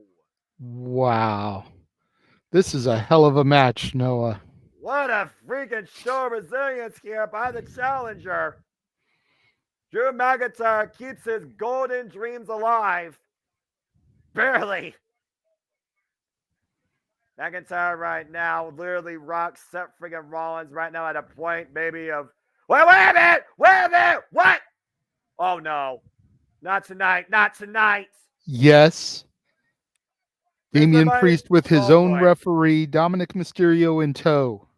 And again, he has a guaranteed opportunity for the title. He could cash in. He could make this a triple threat. He could literally pull a Seth freaking Rollins and Seth right now. Oh, driven with the case. Side of the head. And Damian Priest with a briefcase in hand. Will he cash in? And day one, meanwhile, McIntyre clamor on the side. Damian Priest's head. And caught and don't accept for the ride. McIntyre will not be denied. Never interrupt this. Claymore connects. Here's the cover. 2, and McIntyre. Oh! Seth's foot is on the ropes with McIntyre's pin. I thought that was it, and Drew is pissed. Nothing. There was nothing, JJ, but really a whim of air between Drew McIntyre and Seth freaking Rollins for Seth to find his foot on that bottom rope and force the break. Seth didn't even put his foot. Drew pulled him back so far in the pin that his foot was on the rope. Oh, and Drew McIntyre is furious right now. He thought that should have been it. And to your point, yeah, he literally cooked him in so deep. And Rollins right now literally is for the pins, but Drew McIntyre I think is about to lose his composure as he literally clears off the announce table down at Mysterio and Damian Priest down at ringside. And McIntyre right now has Seth freaking Rollins up on the announce desk. Chaos has unfolded here now, Monday Night Raw. Seth Rollins out of the back door, though. Gets to the midsection. Double underhook to Drew McIntyre. Looking for a pedigree for the announce table. And the table didn't break. Drew McIntyre throws Drew back in the ring. Again, and now Rollins back in the driver's seat. Middle of the ring, the world champion, the curb stomp connects. Has the Warriors' heart finally been put out cover? 2 and Seth has retained again. Seth friggin' Rollins is still WWE World Heavyweight Champion. Good Lord. But Priest and Dominic are still ringside. Priest is still up. Briefcase in tow, Noah. No cash for right now. We could still get something. Yeah, but let's go ahead and look at this pinnacle fall here to your point, JJ. Claymore, Drew McIntyre deep hook of the leg, and that foot on the rope, and the ref just caught it at 2 9/10. Divine Intervention was on Seth freaking Rollins' side tonight, but Senor Money in the Bank still looms. Cash in denied, and Drew McIntyre's dreams at this point may never come true. As day one, Monday Night Raw concludes for the Renegade Wrestling, JJ Williams. I am the Simple Man, the voice of JMN, Noah Foster. We'll see you tomorrow night for NXT New Year's Evil, and thank you for tuning in to our coverage of Monday Night Raw. I did not think I was going to go in that deep tonight. Jesus Christ. Wow. A heck of a show. I will give it credit. Some star steps as always for 3 hours. But again, people, don't worry about my opinion. I ask you, were you not entertained? Yes. And that's all that matters. What did you guys think of the first Raw of 2024? Personally, I thought it was a hell of a kickoff to the year. Boy. You know, definitely pay-per-view PLE quality.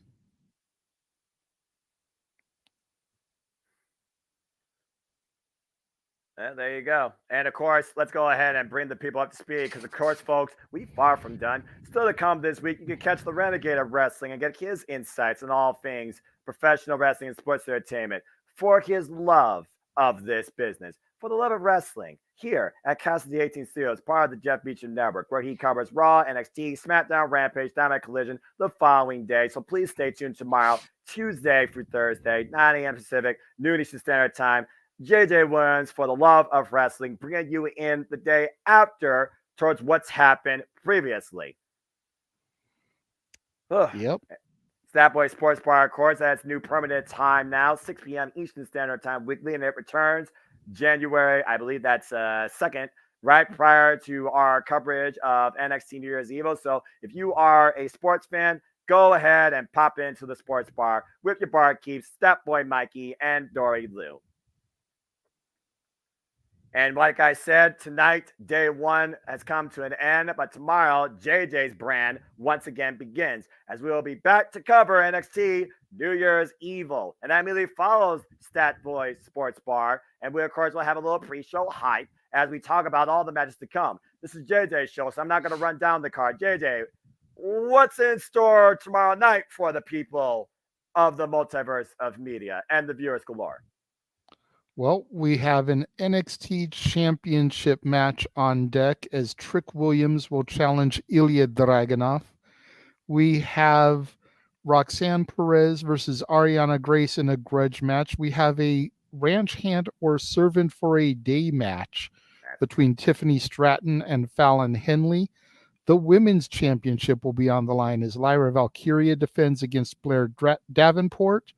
Dragon Lee, Joaquin Wilde, and Cruz del Toro will be taking on Drew Gulak, Damon Kemp, and the newest member of the No Quarter Catch crew, as Charlie Dempsey is currently in Japan. I saw his social media post today. He is already there for his match. We've also got the finals of the men's NXT Breakout Tournament, as Riley Osborne, representing Chase U, takes on Obafemi. And we will hear from Ridge Holland for the first time since the accident that occurred with Ilya Dragunov and him in the ring. And I'm sure there'll be so much more ahead as your NXT begins a new year. And of course, if you want a little bit of fun, humor, various entertainment with Greg and guests, check out The Greg Cherry Show, weekly, Wednesday, 7 p.m. Eastern Standard Time, courtesy of the Greg Cherry brand. The Greg Cherry Show, right here on the Jeff Meacham Network, Multiverse of Media.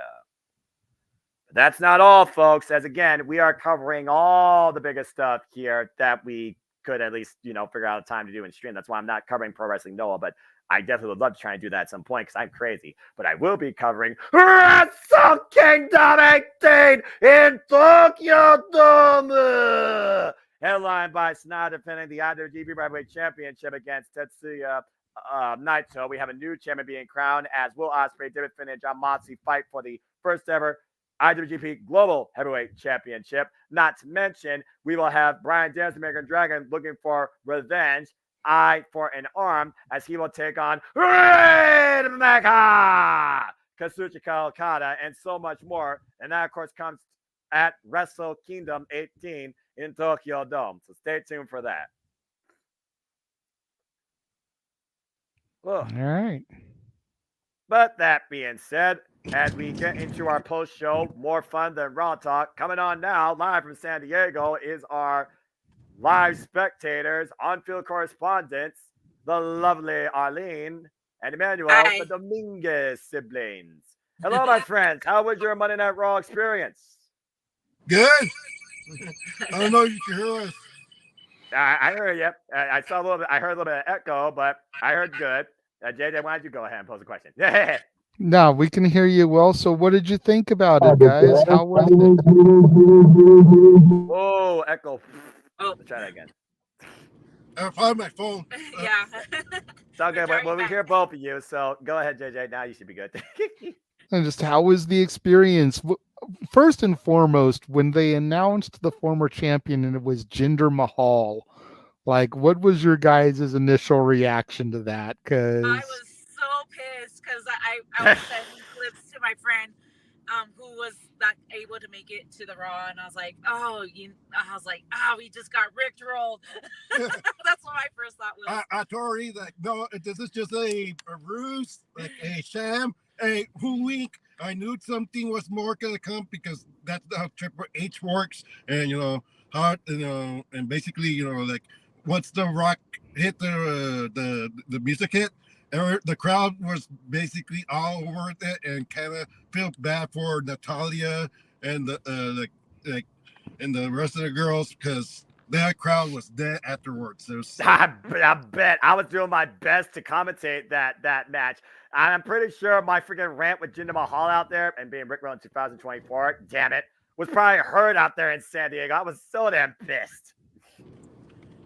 Yeah, because during the whole event, it was pretty fun. The main event for the WWE dark matches was Akira Tozawa versus Bronson Reed again, and Bronson Reed won, and then Johnny Wrestling versus Ivar, and Johnny Wrestling won. Hopefully, you saw the signs we put. Watch Jeff Meacham Network and the NoDQ.com, but I'm not sure if we made it on TV and how WWE is. Once they see that sign, they try to not to focus on that area. So right, we try to support.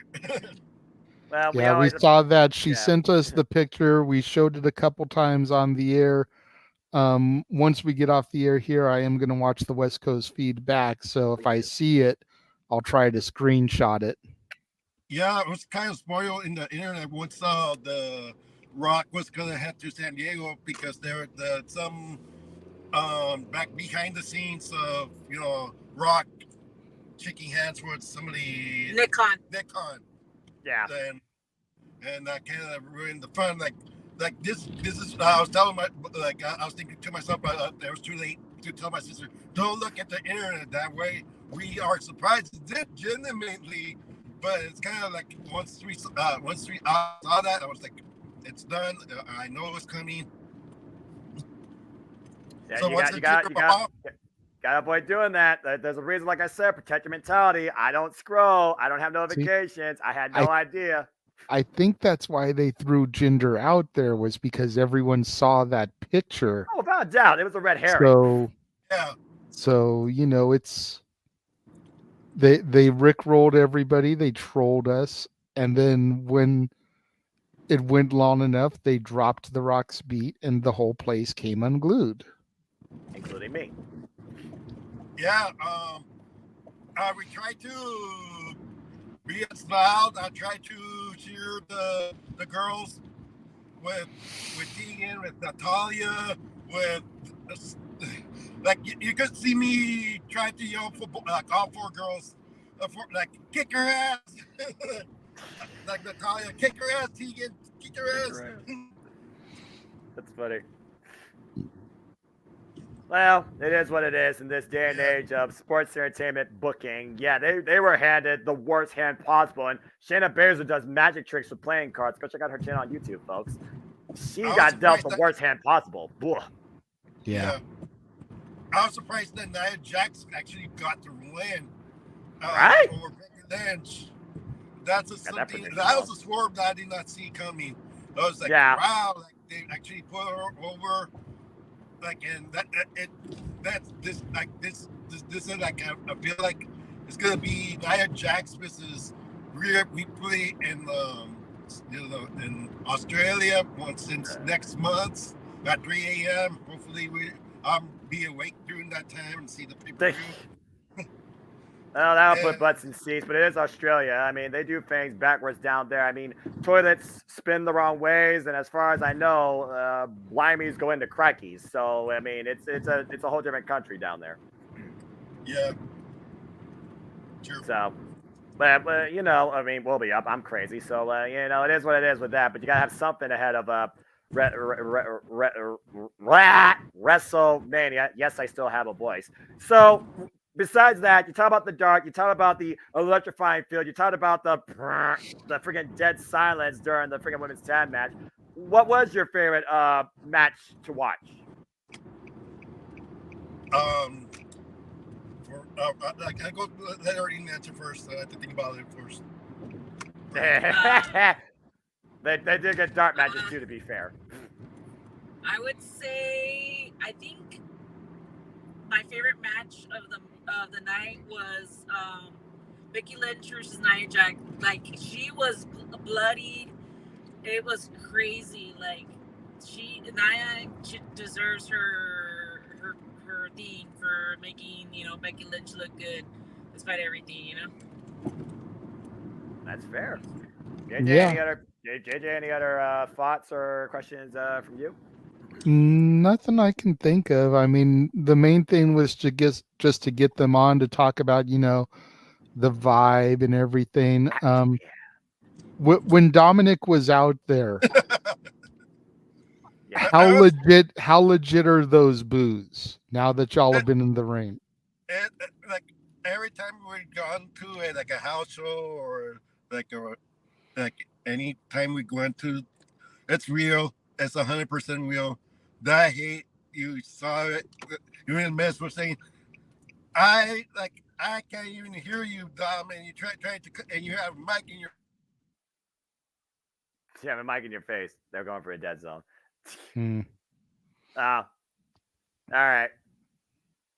Let's see if they get back on here. I mean, I'd like to think that more of Triple H presentation is authentic versus artificial.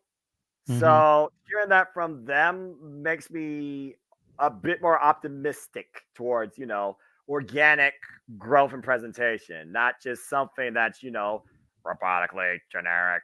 But I digress. Well, that's fair. And wow, what a screenshot. Capacity crowd on hand, San Is it gonna Diego. be is it gonna be a triple threat match for the title? Like Cody Rhodes versus Rock versus the Roman Reigns, or is Seth Rollins and CM Punk is gonna take a back seat and not get that main event that they want? Like it's kind of interesting. I mean, if I was booking it, I seriously just go with Seth versus Punk day one and Roman versus Cody day two, because at the end of the day, I look at the long term sticking around versus the short term moment to be found. And I think that stories should culminate in one-on-one matches on the Grand Station Mall. I don't think there should be multi-person or triple threat for a singles championship. I don't. But funny enough, this guy over here is really trying to book a triple threat for WrestleMania in the exact way you're talking about. I'm just saying it's happened the last 2 times, I know. 20 and 30. So keeps the momentum going with 40. It annoys me though.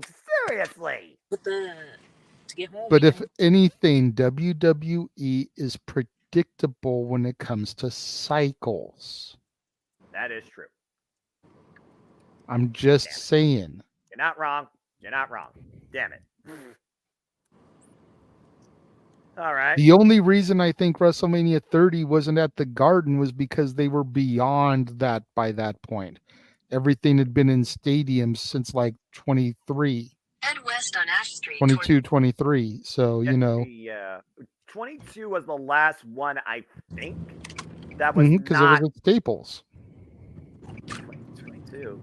No, the 22 was in Chicago. Yeah, it was in Chicago, wasn't it?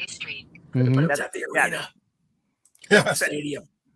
Yep. Okay, so it was an arena, not a stadium. Yep. So 23 then was the first one, but still. Yeah. Right. They had already exceeded that point. Otherwise, I would almost bet you money 30 would have been at the Garden too, just like 1 and 10 and 20. Yeah, I agree. There's no argument there. I definitely agree. But when you get more revenue out of 80,000 people over 2 days versus 20,000 people on one day, the business ends justify the means. There's no arguing that. But again, you got to remember the way they book WrestleMania out now is about stadiums and about bidding.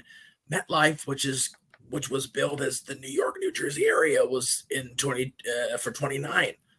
It could have just easily been for 30. They won the bid that year. That's what it comes down to. I thought that Jeff Dossey's voice yelling so much too. I'm like, wow, Jeff was this was he in the stadium? Right. Right. How do you guys enjoy Raw on TV perspective? Was it more louder than expected? Like, any things that you wish you could have saw? That you didn't see?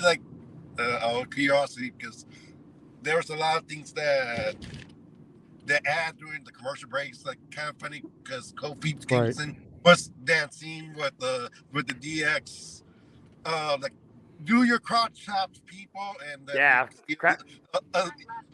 you see a lot of those kids doing the crotch chops. They're kind of freaking hilarious. Well, crowd engagement segments. I can't really respond to that question because I watched it live this time through the Discord. So I had to have my shit muted so it wouldn't get picked up by my microphone and then us get copyright pinged. So I'm not going to be able to take in the real experience until we get off of this and I can watch it back West Coast time. Which it's already started, but I can always start it over. That's not an issue. Right. But yeah, I won't be able to see the crowd reaction and the pops and even be able to hear what The Rock was saying until I watch it back. I was just basically reacting to what Noah was saying he was saying. Yeah. I had the full thing, and I'm just gonna end it like this because I know you got 3 hours, and I want you all to drive home safely. God bless you both. Fuck commercials. Yeah. Yeah. It was kind of hard to tell, like when they went to commercial, because I was telling my sister, like when they went to commercial, because you kind of see the cut on the big screen. But I kind of feel bad for the Giovanni and the Imperium versus Kofi Kingston and Jay Uso match, because obviously you think there was going to be leaning for Jay versus Gunther versus in the Royal Rumble, but unfortunately, I know this is spoiler for JJ because he hasn't seen it yet. He suffered I think a concussion during the match, and they called off the match. And yeah, we saw the match get called off on the air, and we were waiting for them to show a replay so we could see what happened because we were engaged in a different part of the conversation. We completely missed it. Yeah, so we had to wait for a replay to see what happened there. Yeah. And just hopefully Giovanni will be okay. Yeah. That was a drop kick. Giovanni was going to do something on the top rope, and once he flipped, Kofi countered with the drop kick and basically hit his head right. Yeah. Right, and that's what at the moment we missed it because I was talking to Arlene because she was asking about she was checking the concessions and the merchandise, and I was asking her how the line was, and she told me it was pretty short once it was calmed down. But once we saw the replay, and I told Arlene what happened. Like most likely that's why they called up the match and gave the match to them.